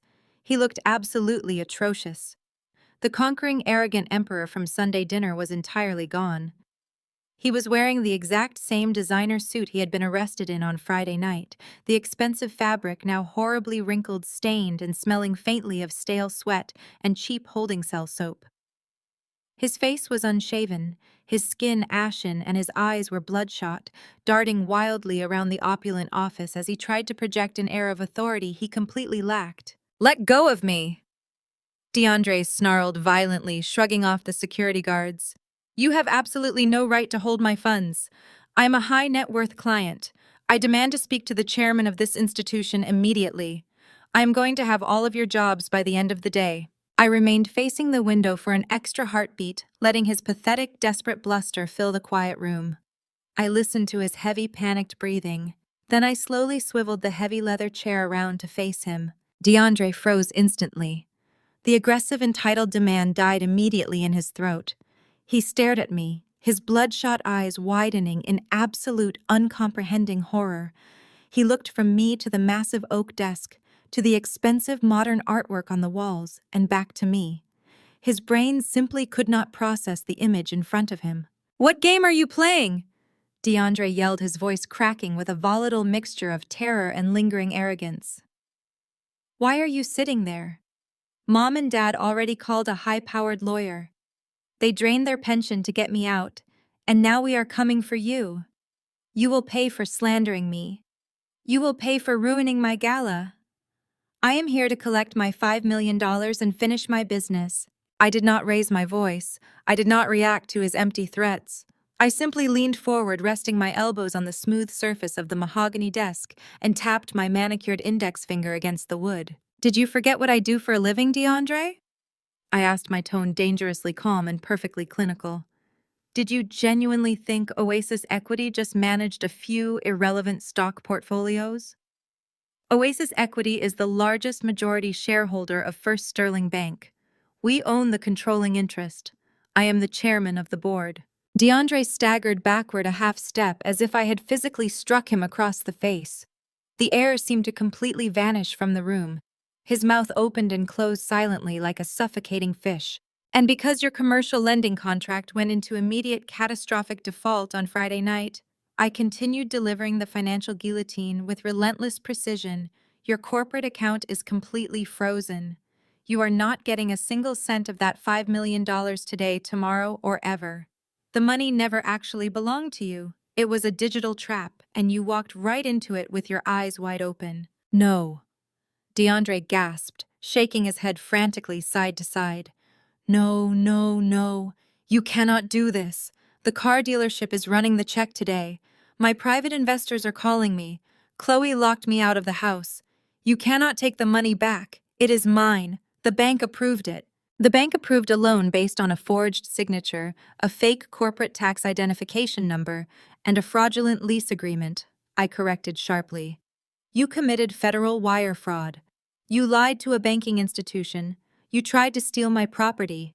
You thought you were outsmarting the system, but you were just playing checkers while I was designing the entire board." The last remaining shred of his fabricated reality completely shattered. The immense crushing weight of his situation finally broke through his narcissistic delusion. The fake empire was gone. The money was gone. His freedom was hanging by a terrifyingly thin thread. His knees physically buckled. DeAndre collapsed onto the expensive Persian rug, landing heavily on the floor right in front of my desk. The golden child of the Washington family, the man who had spent his entire life stepping on my neck to elevate himself, was suddenly reduced to a groveling, broken mess. "Nia, please."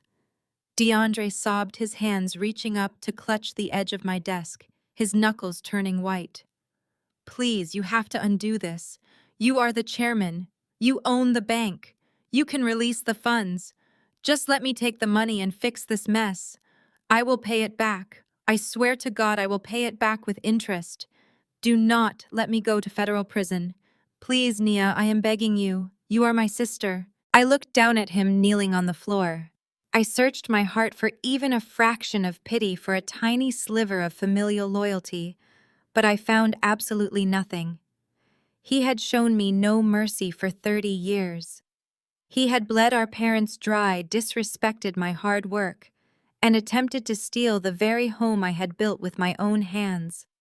I felt nothing but cold, absolute justice. I reached across the desk and picked up the single piece of paper I had been waiting all morning to deliver. I pushed it toward the edge of the desk, letting it flutter down until it landed directly on the floor in front of his knees. "Your account is frozen, but the massive debt you created still remains," I said, my voice as cold and unforgiving as ice. And the foreclosure process on Mom and Dad's house officially began at 8 o'clock this morning. They put up their deed to back your lies. They drained their retirement to bail you out. They have absolutely nothing left to give you. You did not just destroy yourself, DeAndre. You have dragged them straight into the grave with you. The weekend passed in a blur of calculated, precise corporate maneuvers. While I spent Saturday and Sunday auditing accounts and quietly restructuring the executive board of First Sterling Bank, my brother spent his time sitting in a federal holding cell.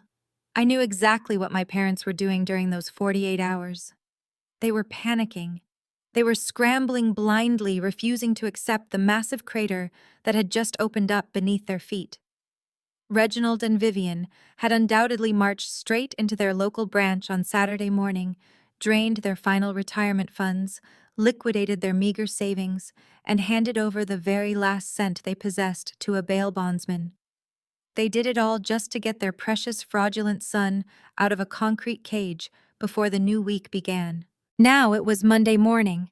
The financial district of downtown Atlanta hummed with aggressive corporate energy, a stark contrast to the quiet ruin of the Washington family. I was sitting on the top floor of the First Sterling Bank headquarters, occupying the sprawling glass-walled chairman's office. The heavy oak desk in front of me was pristine clear of everything except for a single freshly printed legal document, resting squarely in the center. I turned my high-backed leather executive chair toward the floor, to ceiling windows, looking out over the sprawling city skyline and simply waited for the inevitable. At exactly 9:15, the intercom on the desk chimed sharply. The head of bank security, a man whose massive salary I personally approved, spoke with crisp, urgent professionalism. "We have a highly agitated individual in the main lobby demanding immediate access to a frozen commercial account," the security chief reported. "He is causing a significant disturbance, threatening the tellers and demanding to see the bank president immediately." "Bring him directly up to the chairman's office," I instructed smoothly, leaning back in my chair. The heavy mahogany doors swung open violently a few minutes later. Two large security guards flanked DeAndre, practically dragging him into the room by his biceps. He looked absolutely atrocious. The conquering, arrogant emperor from Sunday dinner was entirely gone. He was wearing the exact same designer suit he had been arrested in on Friday night, the expensive fabric now horribly wrinkled, stained, and smelling faintly of stale sweat and cheap holding cell soap. His face was unshaven, his skin ashen, and his eyes were bloodshot, darting wildly around the opulent office as he tried to project an air of authority he completely lacked. "Let go of me!" DeAndre snarled violently, shrugging off the security guards. "You have absolutely no right to hold my funds. I am a high-net-worth client. I demand to speak to the chairman of this institution immediately. I am going to have all of your jobs by the end of the day." I remained facing the window for an extra heartbeat, letting his pathetic, desperate bluster fill the quiet room. I listened to his heavy, panicked breathing. Then I slowly swiveled the heavy leather chair around to face him. DeAndre froze instantly. The aggressive, entitled demand died immediately in his throat. He stared at me, his bloodshot eyes widening in absolute, uncomprehending horror. He looked from me to the massive oak desk, to the expensive modern artwork on the walls, and back to me. His brain simply could not process the image in front of him. "What game are you playing?" DeAndre yelled, his voice cracking with a volatile mixture of terror and lingering arrogance. "Why are you sitting there? Mom and Dad already called a high-powered lawyer. They drained their pension to get me out, and now we are coming for you. You will pay for slandering me. You will pay for ruining my gala. I am here to collect my $5 million and finish my business." I did not raise my voice. I did not react to his empty threats. I simply leaned forward, resting my elbows on the smooth surface of the mahogany desk, and tapped my manicured index finger against the wood. "Did you forget what I do for a living, DeAndre?" I asked, my tone dangerously calm and perfectly clinical. "Did you genuinely think Oasis Equity just managed a few irrelevant stock portfolios? Oasis Equity is the largest majority shareholder of First Sterling Bank. We own the controlling interest. I am the chairman of the board." DeAndre staggered backward a half step, as if I had physically struck him across the face. The air seemed to completely vanish from the room. His mouth opened and closed silently like a suffocating fish. And because your commercial lending contract went into immediate catastrophic default on Friday night, I continued delivering the financial guillotine with relentless precision. Your corporate account is completely frozen. You are not getting a single cent of that $5 million today, tomorrow, or ever. The money never actually belonged to you. It was a digital trap, and you walked right into it with your eyes wide open. No! DeAndre gasped, shaking his head frantically side to side. No, no, no, you cannot do this. The car dealership is running the check today. My private investors are calling me. Chloe locked me out of the house. You cannot take the money back. It is mine. The bank approved it. The bank approved a loan based on a forged signature, a fake corporate tax identification number, and a fraudulent lease agreement, I corrected sharply. You committed federal wire fraud. You lied to a banking institution. You tried to steal my property. You thought you were outsmarting the system, but you were just playing checkers while I was designing the entire board. The last remaining shred of his fabricated reality completely shattered. The immense crushing weight of his situation finally broke through his narcissistic delusion. The fake empire was gone. The money was gone. His freedom was hanging by a terrifyingly thin thread. His knees physically buckled. DeAndre collapsed onto the expensive Persian rug, landing heavily on the floor, right in front of my desk. The golden child of the Washington family, the man who had spent his entire life stepping on my neck to elevate himself, was suddenly reduced to a groveling, broken mess. Nia, please. DeAndre sobbed, his hands reaching up to clutch the edge of my desk, his knuckles turning white. Please, you have to undo this. You are the chairman. You own the bank. You can release the funds. Just let me take the money and fix this mess. I will pay it back. I swear to God I will pay it back with interest. Do not let me go to federal prison. Please, Nia, I am begging you. You are my sister. I looked down at him kneeling on the floor. I searched my heart for even a fraction of pity, for a tiny sliver of familial loyalty, but I found absolutely nothing. He had shown me no mercy for 30 years. He had bled our parents dry, disrespected my hard work, and attempted to steal the very home I had built with my own hands. I felt nothing but cold, absolute justice. I reached across the desk and picked up the single piece of paper I had been waiting all morning to deliver. I pushed it toward the edge of the desk, letting it flutter down until it landed directly on the floor in front of his knees. Your account is frozen, but the massive debt you created still remains, I said, my voice as cold and unforgiving as ice. And the foreclosure process on Mom and Dad's house officially began at 8 o'clock this morning. They put up their deed to back your lies. They drained their retirement to bail you out. They have absolutely nothing left to give you. You did not just destroy yourself, DeAndre. You have dragged them straight into the grave with you. I left DeAndre sobbing on the floor of my executive office, a broken shell of the arrogant man who had walked in demanding millions. Marcus swiftly escorted him off the premises, handing him directly back to the federal agents waiting in the lobby. I did not watch him leave. My mind was already moving on to the final phase of this meticulously orchestrated reckoning.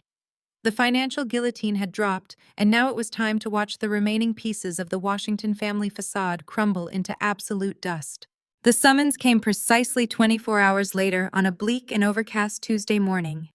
I was reviewing quarterly acquisition reports when my private cell phone vibrated sharply against the mahogany desk. The caller ID displayed my parents' home landline. Vivian never called my private number. She had always considered initiating contact with me beneath her dignity, preferring to pass messages through her assistants, or simply expecting me to show up when commanded. I answered the call on the third ring, letting the silence stretch across the line.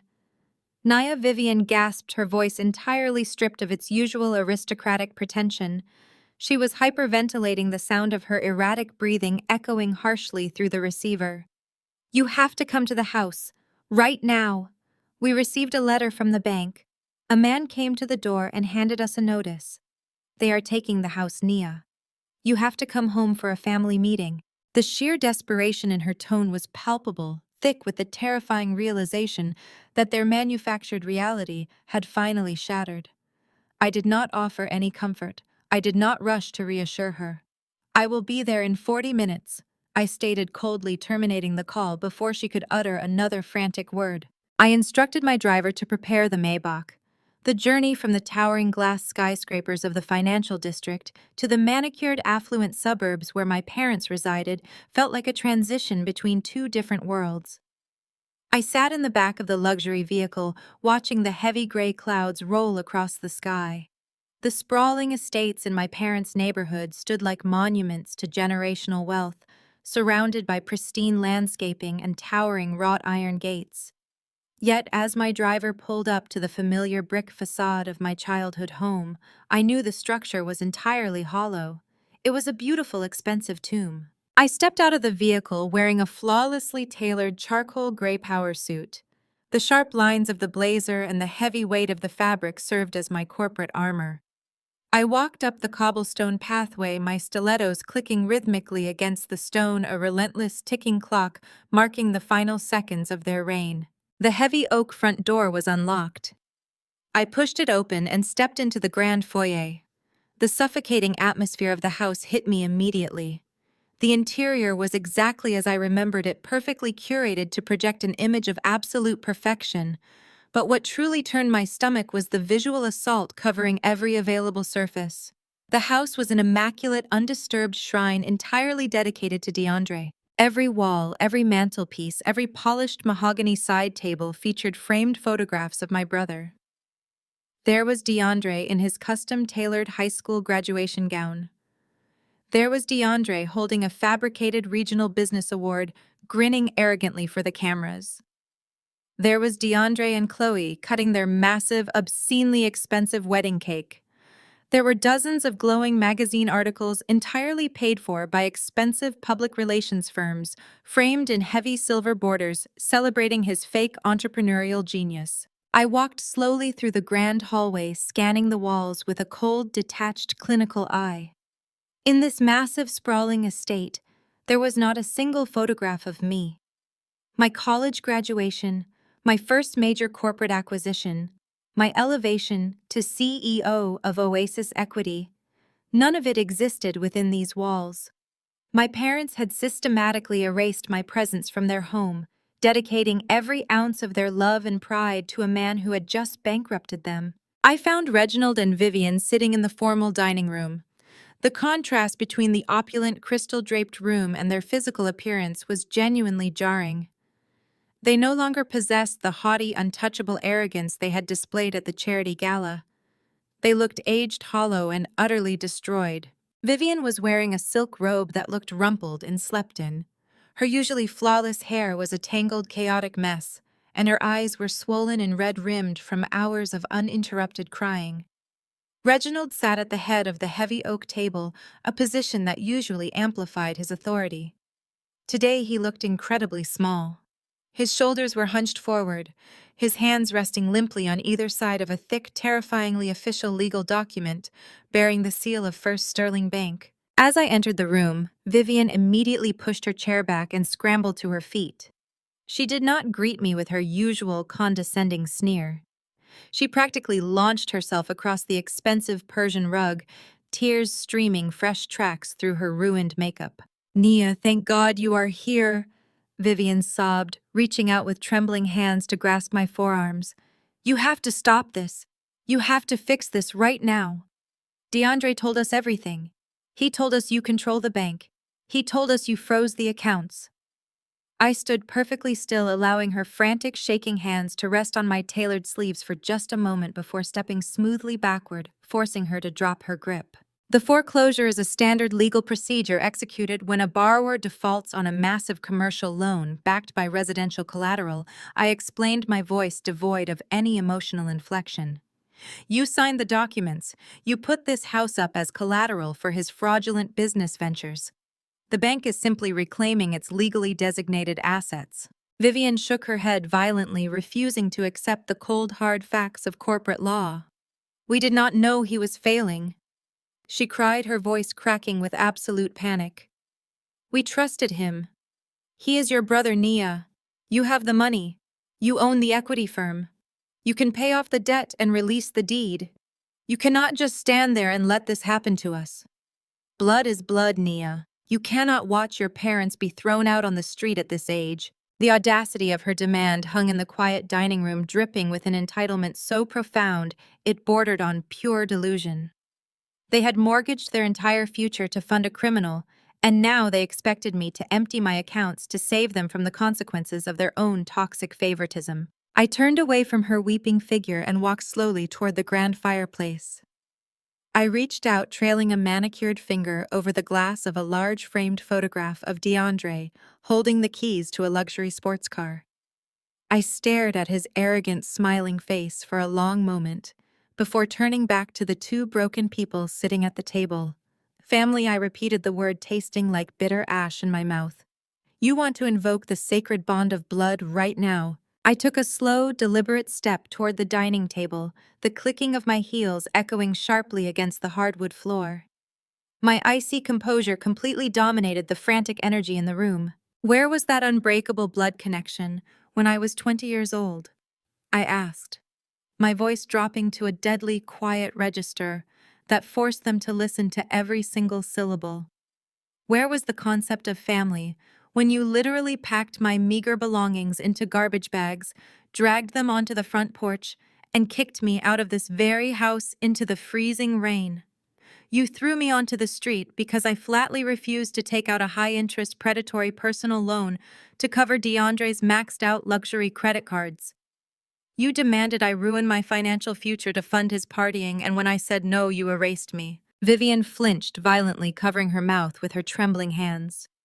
Reginald finally looked up, his face a mask of shame and defensive panic. We were trying to teach you about family loyalty, Reginald muttered weakly, his voice lacking any of its usual booming authority.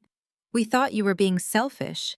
You were protecting a parasite at the expense of your daughter, I corrected sharply, cutting through his pathetic justification like a scalpel.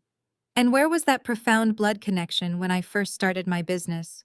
When I came to you sitting right at this table, asking for a fraction of the seed money you blindly threw at his fabricated companies?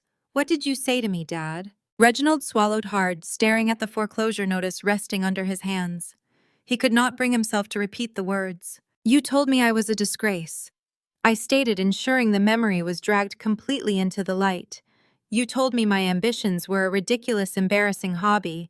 You said I was bringing shame to the Washington name by starting a business instead of finding a wealthy husband. You funded his lies while actively attempting to crush my reality. So do not stand in front of me today, surrounded by the wreckage of your own terrible choices, and beg for mercy using a word you completely destroyed a decade ago. Vivian collapsed back into her dining chair, burying her face in her arms as deep-racking sobs shook her shoulders. She was mourning the loss of the house, the loss of her social status, and the terrifying reality of her impending poverty. Reginald sat frozen in absolute silence, the crushing weight of his failure pinning him to the chair. They were entirely out of options. There were no more loans to secure, no more friends to manipulate, no more lies to spin. The financial guillotine had fallen, and they were finally feeling the blade. The heavy, miserable silence in the dining room was suddenly shattered by the sharp, jarring ring of a cell phone. Reginald jumped slightly in his chair. He reached into the breast pocket of his wrinkled cardigan and pulled out his phone. The screen illuminated, displaying the name of the high-priced defense attorney they had hired just 2 days ago, using the absolute last of their liquidated retirement funds. Reginald swiped the screen with a trembling thumb and pressed the phone to his ear. "Hello?" he said, his voice raspy and thin. "Yes, this is Reginald Washington."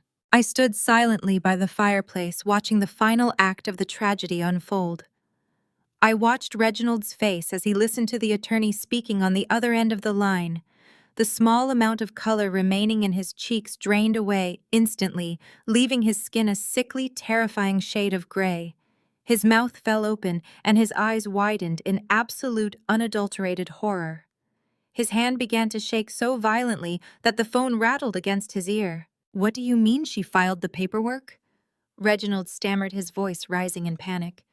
"What do you mean she is demanding an asset split? There are no assets left. Everything is frozen." Vivian lifted her head from the table, her tear-streaked face twisting in sudden alarm. "Reginald, what is it?" she demanded, her voice shrill. What is happening now? Reginald ignored her, listening intently to the lawyer, his breathing becoming rapid and shallow. She took the car, he whispered into the receiver, sounding completely broken. She took the last Bentley. He slowly lowered the phone from his ear, his hand dropping limply to his side. The device slipped from his fingers, clattering onto the hardwood floor. He stared blankly at the wall, completely paralyzed by the catastrophic news he had just received. What happened? Vivian screamed, slamming her hands flat against the dining table. Tell me right now. Reginald slowly turned his head to look at his weeping wife. His eyes were entirely dead, completely void of the arrogance that had defined his entire existence. The perfect manufactured family had just sustained a fatal internal blow. That was the lawyer, Reginald said, his voice completely hollow, echoing through the grand, doomed house. Chloe has officially filed for divorce. She is demanding an immediate division of all remaining marital assets, and she packed her bags, emptied the house safe, and fled the state in the last unrepossessed luxury car. She is gone, Vivian. She took whatever cash was left, and she completely abandoned him. The perfect, untouchable Washington family had officially irrevocably collapsed from the inside out. I watched them drown in the reality they had built, my expression completely unchanged, feeling absolutely nothing but the cold, satisfying weight of absolute justice. The debt was finally settled in full. I left the suffocating, tragic atmosphere of my parents' foreclosed estate and directed my driver to take me straight back to my downtown penthouse. The transition from their decaying suburban illusion to the soaring glass-enclosed reality of my own success felt like stepping onto a different planet. The city lights of Atlanta sprawled out beneath my floor-to-ceiling windows, a glittering testament to the empire I had built with my own hands. I had just poured myself a glass of aged single-malt scotch when my phone began vibrating continuously on the marble kitchen island. A rapid-fire series of alerts and messages flooded the screen. The digital world was actively tearing the very last shreds of the Washington family legacy to absolute pieces. Chloe had gone live on Instagram. I tapped the notification, immediately mirroring my phone screen to the massive television in my living room. There was my sister-in-law sitting in the plush leather interior of the final unrepossessed Bentley she had essentially hijacked from her husband. She was wearing oversized designer sunglasses to mask her theatrically weeping eyes, her perfect hair slightly disheveled to convey a profound sense of manufactured distress. The live stream already had 80,000 viewers, and the number was climbing by the second as the scandalous drama went viral across the city. I am a victim in all of this, Chloe sobbed, dabbing at her completely dry eyes with a manicured finger. I need everyone to know the truth. DeAndre lied to me from the very beginning. He lied to all of us. I had absolutely no idea he was running a fraudulent business. I thought we were building generational wealth for our community. He manipulated my trust. He forced me to sign financial documents I did not understand, and now I am left with absolutely nothing but emotional trauma. The live comment section was a ruthless, scrolling waterfall of absolute mockery. People were mercilessly roasting her fake tears, pointing out the breathtaking hypocrisy of her claiming destitute victimhood while broadcasting live from the driver's seat of a stolen luxury vehicle. Internet sleuths were already actively pulling up her old arrogant posts, comparing her previous boasts about immense unearned wealth to her current desperate victim narrative. It was a digital execution. She was frantically attempting to sever herself from DeAndre's sinking ship, completely unaware that she was pulling herself down into the exact same comedic abyss. I took a slow, measured sip of my scotch, watching the view counter hit 150,000.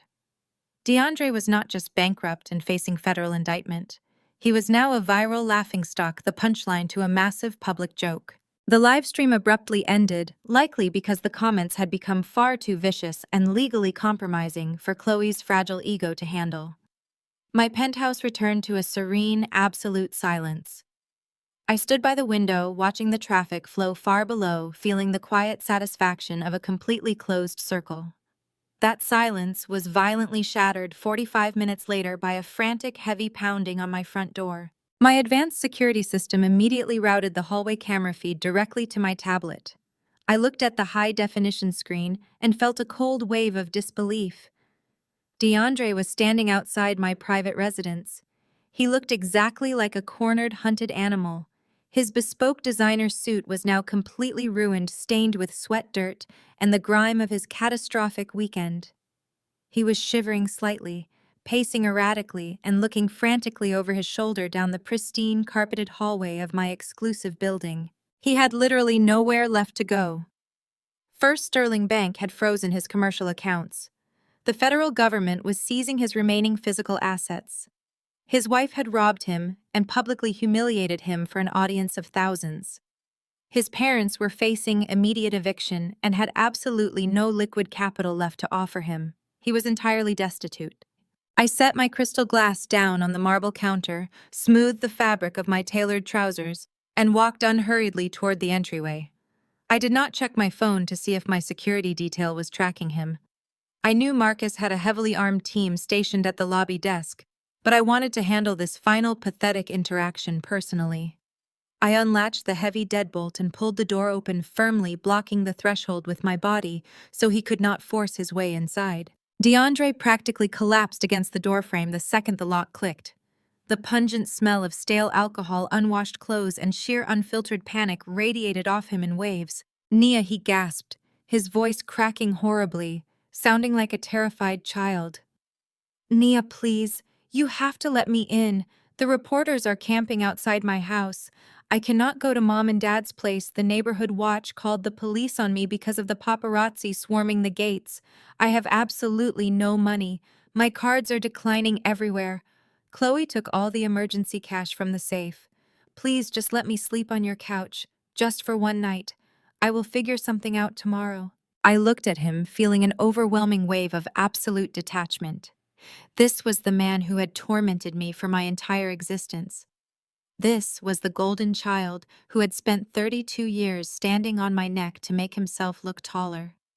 And now, stripped of his fake money and his enabling parents, he was begging for a place on my hardwood floor. "You do not get to seek shelter in the castle you actively tried to burn down," I stated, my voice echoing coldly in the empty, polished hallway. I turned slightly, reaching toward the sleek console table positioned just inside my entryway. I picked up a thick, banded stack of crisp $100 bills. It was a petty cash reserve I kept for incidental household expenses, but tonight it served a much more poetic purpose. I turned back to DeAndre, holding the heavy stack of money loosely in my right hand. His eyes immediately locked onto the cash. The desperate, greedy hunger in his expression was completely involuntary. Even now, completely destroyed and facing federal prison time, his primary instinct was immediate financial acquisition. He could not stop himself from staring at the banded bills. "Do you remember our lovely Sunday dinner?" DeAndre, I asked softly, stepping closer to the threshold and looking directly into his bloodshot eyes. "Do you remember throwing a stack of bills at my chest and telling me to buy myself something nice so I would not embarrass the family? Do you remember treating me like a pathetic charity case while you were secretly drowning in stolen funds and fraudulent loans?" He swallowed hard, unable to pull his gaze away from the money in my hand. His pride was entirely gone. "Nia, I am sorry," he mumbled rapidly. "I was stressed. I was out of my mind trying to keep the business afloat. You know how much pressure Mom and Dad put on me to succeed?" I did not let him finish his pathetic blame-shifting apology. I raised my hand and threw the banded stack of cash directly into his chest with significant force. The heavy thud of the bills striking his sternum was incredibly satisfying. The stack bounced off him and hit the hallway carpet, the crisp bills fanning out slightly across the floor. "There is exactly $5,000 right there," I said, my voice carrying absolute uncompromising authority. "Pick it up. Take it and go enroll yourself in a basic ethics class. You have been coddled and shielded from reality since the minute you were born. Mom and Dad spent decades protecting you from the consequences of your own arrogant stupidity. They loved you into complete incompetence. But I am not your mother. I am not your shield." Now is the time you finally learn how to survive on your own. DeAndre did not argue. He did not attempt to salvage a single ounce of his dignity. The golden boy of the Washington family immediately dropped to his knees on the hallway carpet and began frantically gathering the scattered $100 bills. His hands were shaking violently as he snatched the money off the floor and shoved it deep into the pockets of his ruined designer jacket. He was breathing heavily, muttering desperate, incoherent strings of gratitude and panic. He scrambled back to his feet, clutching his pockets protectively, ready to turn and flee into the Atlanta night. He thought he had secured a temporary lifeline. He actually thought he had survived another day. The soft melodic chime of the elevator arriving at my penthouse floor echoed sharply through the quiet corridor. The polished steel door slid open smoothly. DeAndre froze, clutching the cash tightly to his chest. Two men in dark, perfectly tailored suits stepped out of the elevator. They wore identical expressions of cold, bureaucratic efficiency. The gold shields clipped to their belts caught the harsh overhead lighting, gleaming with absolute authority. DeAndre Washington, the lead federal agent, stated, his voice booming down the corridor, leaving absolutely no room for negotiation or escape. DeAndre took a terrified step backward, pressing his spine hard against my doorframe. "What is this?" he stammered, his eyes darting frantically between the two approaching agents. "I made bail. My parents posted the bond on Saturday. You cannot touch me. I am legally out on bail. Your bail conditions were officially revoked by a federal judge exactly 45 minutes ago." The second agent explained smoothly, pulling a pair of heavy steel handcuffs from his belt and stepping directly into DeAndre's personal space. "Your wife, Chloe Washington, surrendered herself to our downtown field office this evening." DeAndre's jaw dropped open. His breathing stopped entirely. "She provided our Financial Crimes Division with an external hard drive containing your secondary off-the-books accounting ledgers." The lead agent continued, his tone entirely devoid of sympathy. "She handed over complete documentation of your wire fraud in exchange for full prosecutorial immunity." The color completely vanished from DeAndre's face. The $5,000 he had just scrambled to collect meant absolutely nothing now. Chloe had not just fled the sinking ship. She had deliberately detonated the explosive charges in the hull to guarantee her own survival. She had handed the federal government the ultimate smoking gun. "You are designated as a severe flight risk, and you are officially remanded to federal custody." The lead agent finished, stepping forward and firmly grabbing DeAndre's arm, twisting it behind his back with practiced, uncompromising force. I stepped back smoothly, closing my heavy front door, leaving my brother in the hallway to face his permanent, inescapable reality. The following Sunday morning arrived with a suffocating, oppressive humidity that perfectly mirrored the silent tension choking the Washington family. Despite facing an imminent, legally mandated eviction deadline, Vivian and Reginald refused to abandon their most prized weekly ritual. They attended morning service at the Greater Light Fellowship, the most exclusive, affluent megachurch in the Atlanta suburbs. This was not a place of quiet, spiritual worship for my parents. It was a competitive social battlefield, a weekly runway where they paraded their manufactured wealth and demanded the respect of their peers. They walked into the vaulted stained glass sanctuary, wearing their finest remaining designer clothes, their heads held artificially high. During the post-service fellowship hour in the grand marble-floored atrium, Vivian held court among the church elite. She stood next to the mayor's wife and a local real estate mogul, gripping a porcelain teacup with white knuckles. She was actively spinning her final desperate web of lies to cover up the impending collapse of her world. "Oh yes, we are actually putting the estate on the market this coming Tuesday," Vivian announced, her voice pitched loudly enough for the surrounding pews to hear. She offered a practiced, airy laugh. "The house is simply too large and empty for just Reginald and me now. We are looking at purchasing a magnificent property in a private gated community in Buckhead. It is time for a substantial upgrade to better suit our current lifestyle." The surrounding congregants nodded politely, murmuring words of admiration and envy. Vivian smiled, momentarily intoxicated by the familiar, addictive rush of social superiority.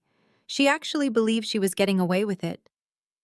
Then the sharp, heavy sound of a leather-bound Bible slapping violently against a wooden pew echoed through the immediate area. Aunt Denise, Reginald's younger sister, stepped directly into the center of the elite circle. Denise had always been the exact opposite of my parents. She was pragmatic, relentlessly hardworking, and utterly allergic to their aristocratic pretense. More importantly, she had been the only family member who secretly sent me care packages and grocery money during my darkest, most struggling college years after my parents had kicked me out. "Stop it, Vivian," Denise commanded, her voice ringing out with absolute undeniable authority. "Just stop lying to these good people." The entire fellowship circle froze in shock. Vivian's strained, perfectly painted smile shattered instantly. "Denise, please," Reginald hissed, stepping quickly forward and attempting to grab his sister's arm to silence her.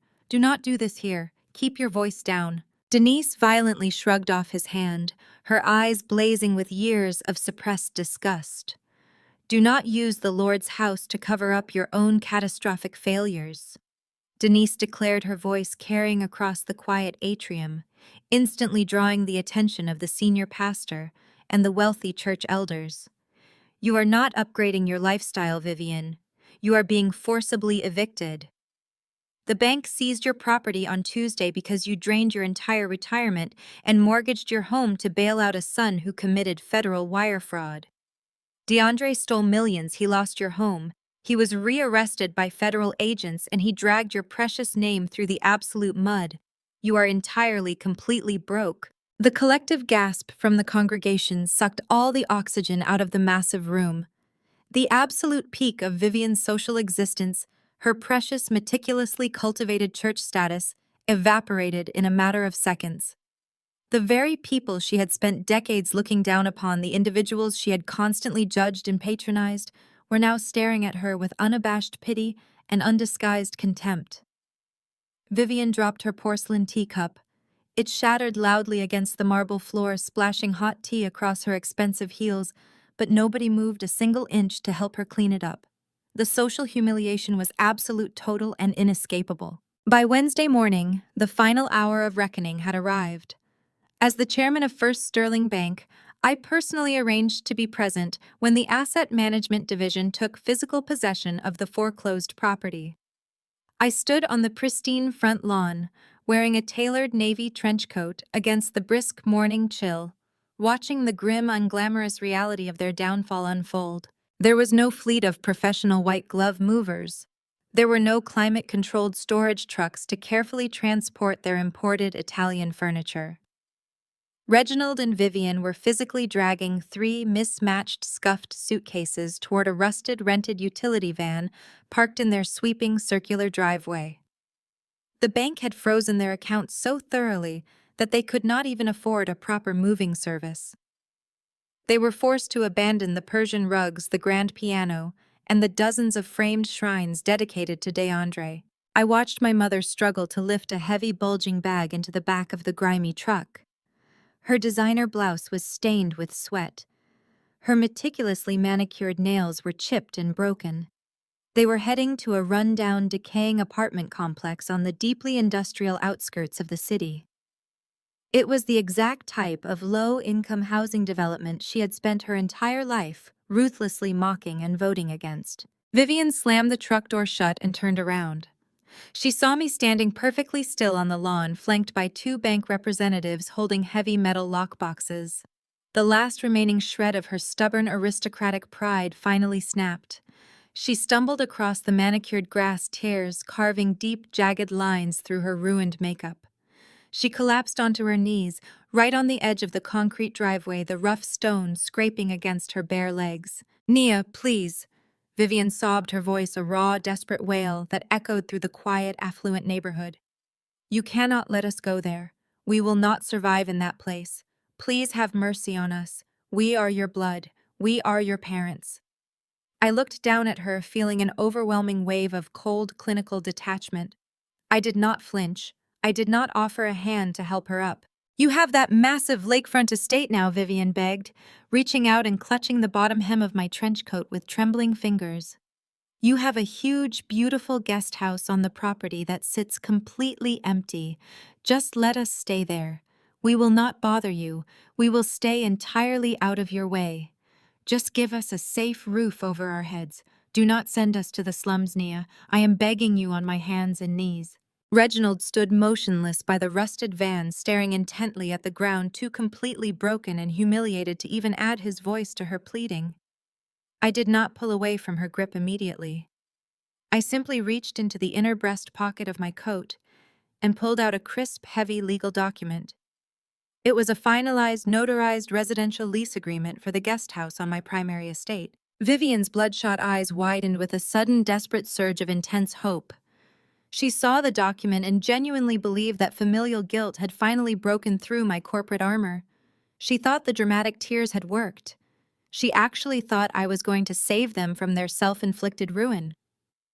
I pulled a heavy silver fountain pen from my pocket.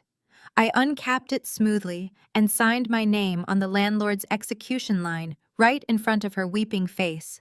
"Thank God," Vivian gasped, sniffing loudly and reaching up to take the papers from my hand. "Nia, I promise we will make this right. We will pay you back every cent." I smoothly pulled the document completely out of her reach. "I am not your savior," I stated, my voice completely devoid of any warmth or emotion. "And this home is not for you." I looked up, shifting my gaze over Vivian's head toward the street.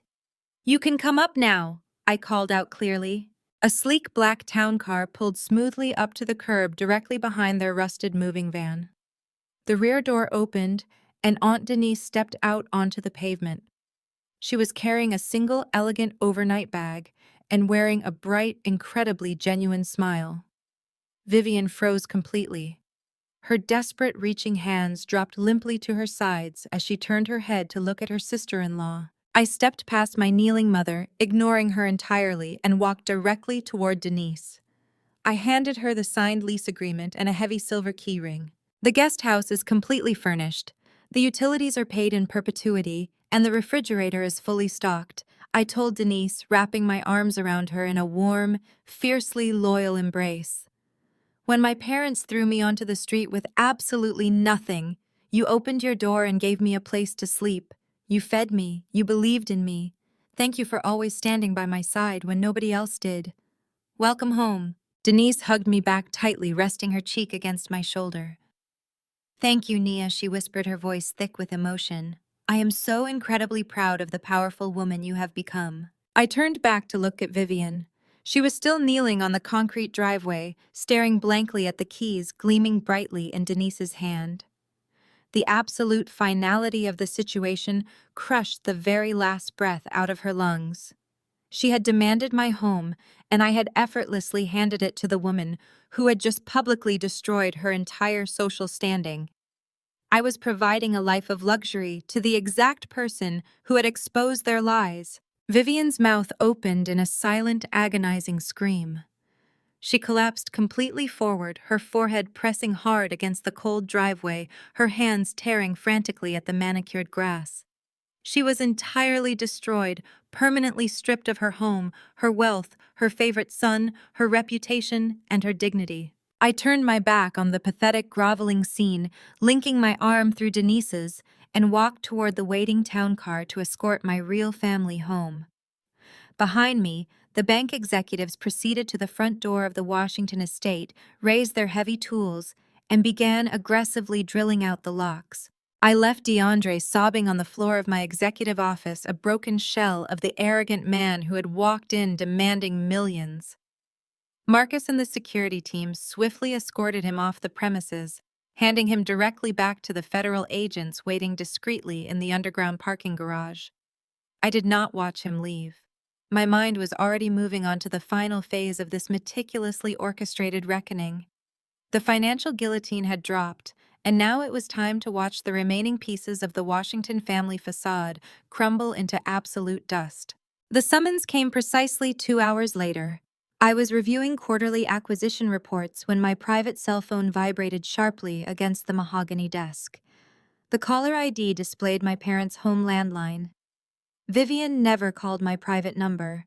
She had always considered initiating contact with me beneath her dignity, preferring to pass messages through her assistants or simply expecting me to show up when commanded. I answered the call on the third ring, letting the silence stretch across the line. Nia Vivian gasped, her voice entirely stripped of its usual aristocratic pretension. She was hyperventilating, the sound of her erratic breathing echoing harshly through the receiver. "You have to come to the house, right now. We received a letter from the bank." A man came to the door and handed us a notice. "They are taking the house, Nia. You have to come home for a family meeting." The sheer desperation in her tone was palpable, thick with the terrifying realization that their manufactured reality had finally shattered. I did not offer any comfort. I did not rush to reassure her. "I will be there in 40 minutes, I stated, coldly terminating the call before she could utter another frantic word. I instructed my driver to prepare the car. The journey from the towering glass skyscrapers of the financial district to the manicured affluent suburbs where my parents resided felt like a transition between two different worlds. I sat in the back of the luxury vehicle, watching the heavy gray clouds roll across the sky. The sprawling estates in my parents' neighborhood stood like monuments to generational wealth, surrounded by pristine landscaping and towering wrought iron gates. Yet as my driver pulled up to the familiar brick facade of my childhood home, I knew the structure was entirely hollow. It was a beautiful, expensive tomb. I stepped out of the vehicle wearing a flawlessly tailored charcoal gray power suit. The sharp lines of the blazer and the heavy weight of the fabric served as my corporate armor. I walked up the cobblestone pathway, my stilettos clicking rhythmically against the stone, a relentless ticking clock marking the final seconds of their reign. The heavy oak front door was unlocked. I pushed it open and stepped into the grand foyer. The suffocating atmosphere of the house hit me immediately. The interior was exactly as I remembered it, perfectly curated to project an image of absolute perfection. But what truly turned my stomach was the visual assault covering every available surface. The house was an immaculate, undisturbed shrine entirely dedicated to DeAndre. Every wall, every mantelpiece, every polished mahogany side table featured framed photographs of my brother. There was DeAndre in his custom-tailored high school graduation gown. There was DeAndre holding a fabricated regional business award, grinning arrogantly for the cameras. There was DeAndre and Chloe cutting their massive, obscenely expensive wedding cake. There were dozens of glowing magazine articles entirely paid for by expensive public relations firms, framed in heavy silver borders, celebrating his fake entrepreneurial genius. I walked slowly through the grand hallway, scanning the walls with a cold, detached, clinical eye. In this massive, sprawling estate, there was not a single photograph of me. My college graduation, my first major corporate acquisition, my elevation to CEO of Oasis Equity, none of it existed within these walls. My parents had systematically erased my presence from their home, dedicating every ounce of their love and pride to a man who had just bankrupted them. I found Reginald and Vivian sitting in the formal dining room. The contrast between the opulent crystal-draped room and their physical appearance was genuinely jarring. They no longer possessed the haughty, untouchable arrogance they had displayed at the charity gala.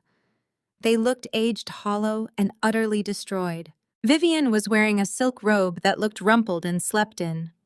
Her usually flawless hair was a tangled, chaotic mess, and her eyes were swollen and red-rimmed from hours of uninterrupted crying. Reginald sat at the head of the heavy oak table, a position that usually amplified his authority. Today he looked incredibly small.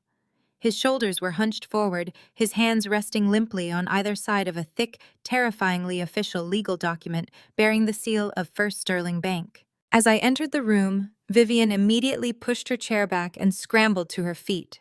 She did not greet me with her usual condescending sneer. She practically launched herself across the expensive Persian rug, tears streaming fresh tracks through her ruined makeup. "Nia, thank God you are here," Vivian sobbed, reaching out with trembling hands to grasp my forearms. "You have to stop this. You have to fix this right now. DeAndre told us everything. He told us you control the bank. He told us you froze the accounts." I stood perfectly still, allowing her frantic, shaking hands to rest on my tailored sleeves for just a moment before stepping smoothly backward, forcing her to drop her grip. The foreclosure is a standard legal procedure executed when a borrower defaults on a massive commercial loan backed by residential collateral. I explained, my voice devoid of any emotional inflection. You signed the documents. You put this house up as collateral for his fraudulent business ventures. The bank is simply reclaiming its legally designated assets. Vivian shook her head violently, refusing to accept the cold, hard facts of corporate law. We did not know he was failing, she cried, her voice cracking with absolute panic. We trusted him. He is your brother, Nia. You have the money. You own the equity firm. You can pay off the debt and release the deed. You cannot just stand there and let this happen to us. Blood is blood, Nia. You cannot watch your parents be thrown out on the street at this age. The audacity of her demand hung in the quiet dining room, dripping with an entitlement so profound it bordered on pure delusion. They had mortgaged their entire future to fund a criminal, and now they expected me to empty my accounts to save them from the consequences of their own toxic favoritism. I turned away from her weeping figure and walked slowly toward the grand fireplace. I reached out, trailing a manicured finger over the glass of a large framed photograph of DeAndre holding the keys to a luxury sports car. I stared at his arrogant, smiling face for a long moment before turning back to the two broken people sitting at the table. Family, I repeated the word, tasting like bitter ash in my mouth. You want to invoke the sacred bond of blood right now. I took a slow, deliberate step toward the dining table, the clicking of my heels echoing sharply against the hardwood floor. My icy composure completely dominated the frantic energy in the room. Where was that unbreakable blood connection when I was 20 years old? I asked, my voice dropping to a deadly quiet register that forced them to listen to every single syllable. Where was the concept of family when you literally packed my meager belongings into garbage bags, dragged them onto the front porch, and kicked me out of this very house into the freezing rain? You threw me onto the street because I flatly refused to take out a high-interest predatory personal loan to cover DeAndre's maxed-out luxury credit cards. You demanded I ruin my financial future to fund his partying, and when I said no, you erased me. Vivian flinched violently, covering her mouth with her trembling hands. Reginald finally looked up, his face, a mask of shame and defensive panic. We were trying to teach you about family loyalty, Reginald muttered weakly, his voice lacking any of its usual booming authority. We thought you were being selfish. You were protecting a parasite at the expense of your daughter, I corrected sharply, cutting through his pathetic justification like a scalpel. And where was that profound blood connection when I first started my business? When I came to you sitting right at this table, asking for a fraction of the seed money you blindly threw at his fabricated companies, what did you say to me, Dad? Reginald swallowed hard, staring at the foreclosure notice resting under his hands. He could not bring himself to repeat the words. You told me I was a disgrace, I stated, ensuring the memory was dragged completely into the light. You told me my ambitions were a ridiculous, embarrassing hobby. You said I was bringing shame to the Washington name by starting a business instead of finding a wealthy husband. You funded his lies while actively attempting to crush my reality. So do not stand in front of me today, surrounded by the wreckage of your own terrible choices, and beg for mercy, using a word you completely destroyed a decade ago. Vivian collapsed back into her dining chair, burying her face in her arms as deep, racking sobs shook her shoulders. She was mourning the loss of the house, the loss of her social status, and the terrifying reality of her impending poverty. Reginald sat frozen in absolute silence, the crushing weight of his failure pinning him to the chair. They were entirely out of options. There were no more loans to secure, no more friends to manipulate, no more lies to spin. The financial guillotine had fallen, and they were finally feeling the blade. The heavy, miserable silence in the dining room was suddenly shattered by the sharp, jarring ring of a cell phone. Reginald jumped slightly in his chair. He reached into the breast pocket of his wrinkled cardigan and pulled out his phone. The screen illuminated, displaying the name of the high-priced defense attorney they had hired just 2 days ago, using the absolute last of their liquidated retirement funds. Reginald swiped the screen with a trembling thumb and pressed the phone to his ear. Hello? He said, his voice raspy and thin. Yes, this is Reginald Washington. I stood silently by the fireplace watching the final act of the tragedy unfold. I watched Reginald's face as he listened to the attorney speaking on the other end of the line. The small amount of color remaining in his cheeks drained away instantly, leaving his skin a sickly, terrifying shade of gray. His mouth fell open and his eyes widened in absolute, unadulterated horror. His hand began to shake so violently that the phone rattled against his ear. "What do you mean she filed the paperwork?" Reginald stammered, his voice rising in panic. "What do you mean she is demanding an asset split? There are no assets left. Everything is frozen." Vivian lifted her head from the table, her tear-streaked face twisting in sudden alarm. "Reginald, what is it?" she demanded, her voice shrill. "What is happening now?" Reginald ignored her, listening intently to the lawyer, his breathing becoming rapid and shallow. "She took the car," he whispered into the receiver, sounding completely broken. "She took the last Bentley." He slowly lowered the phone from his ear, his hand dropping limply to his side. The device slipped from his fingers, clattering onto the hardwood floor. He stared blankly at the wall, completely paralyzed by the catastrophic news he had just received. "That was the lawyer," Reginald said, his voice completely hollow, echoing through the grand, doomed house. "Chloe has officially filed for divorce. She is demanding an immediate division of all remaining marital assets, and she packed her bags, emptied the house safe, and fled the state in the last unrepossessed luxury car. She is gone, Vivian." The perfect, untouchable Washington family had officially, irrevocably collapsed from the inside out.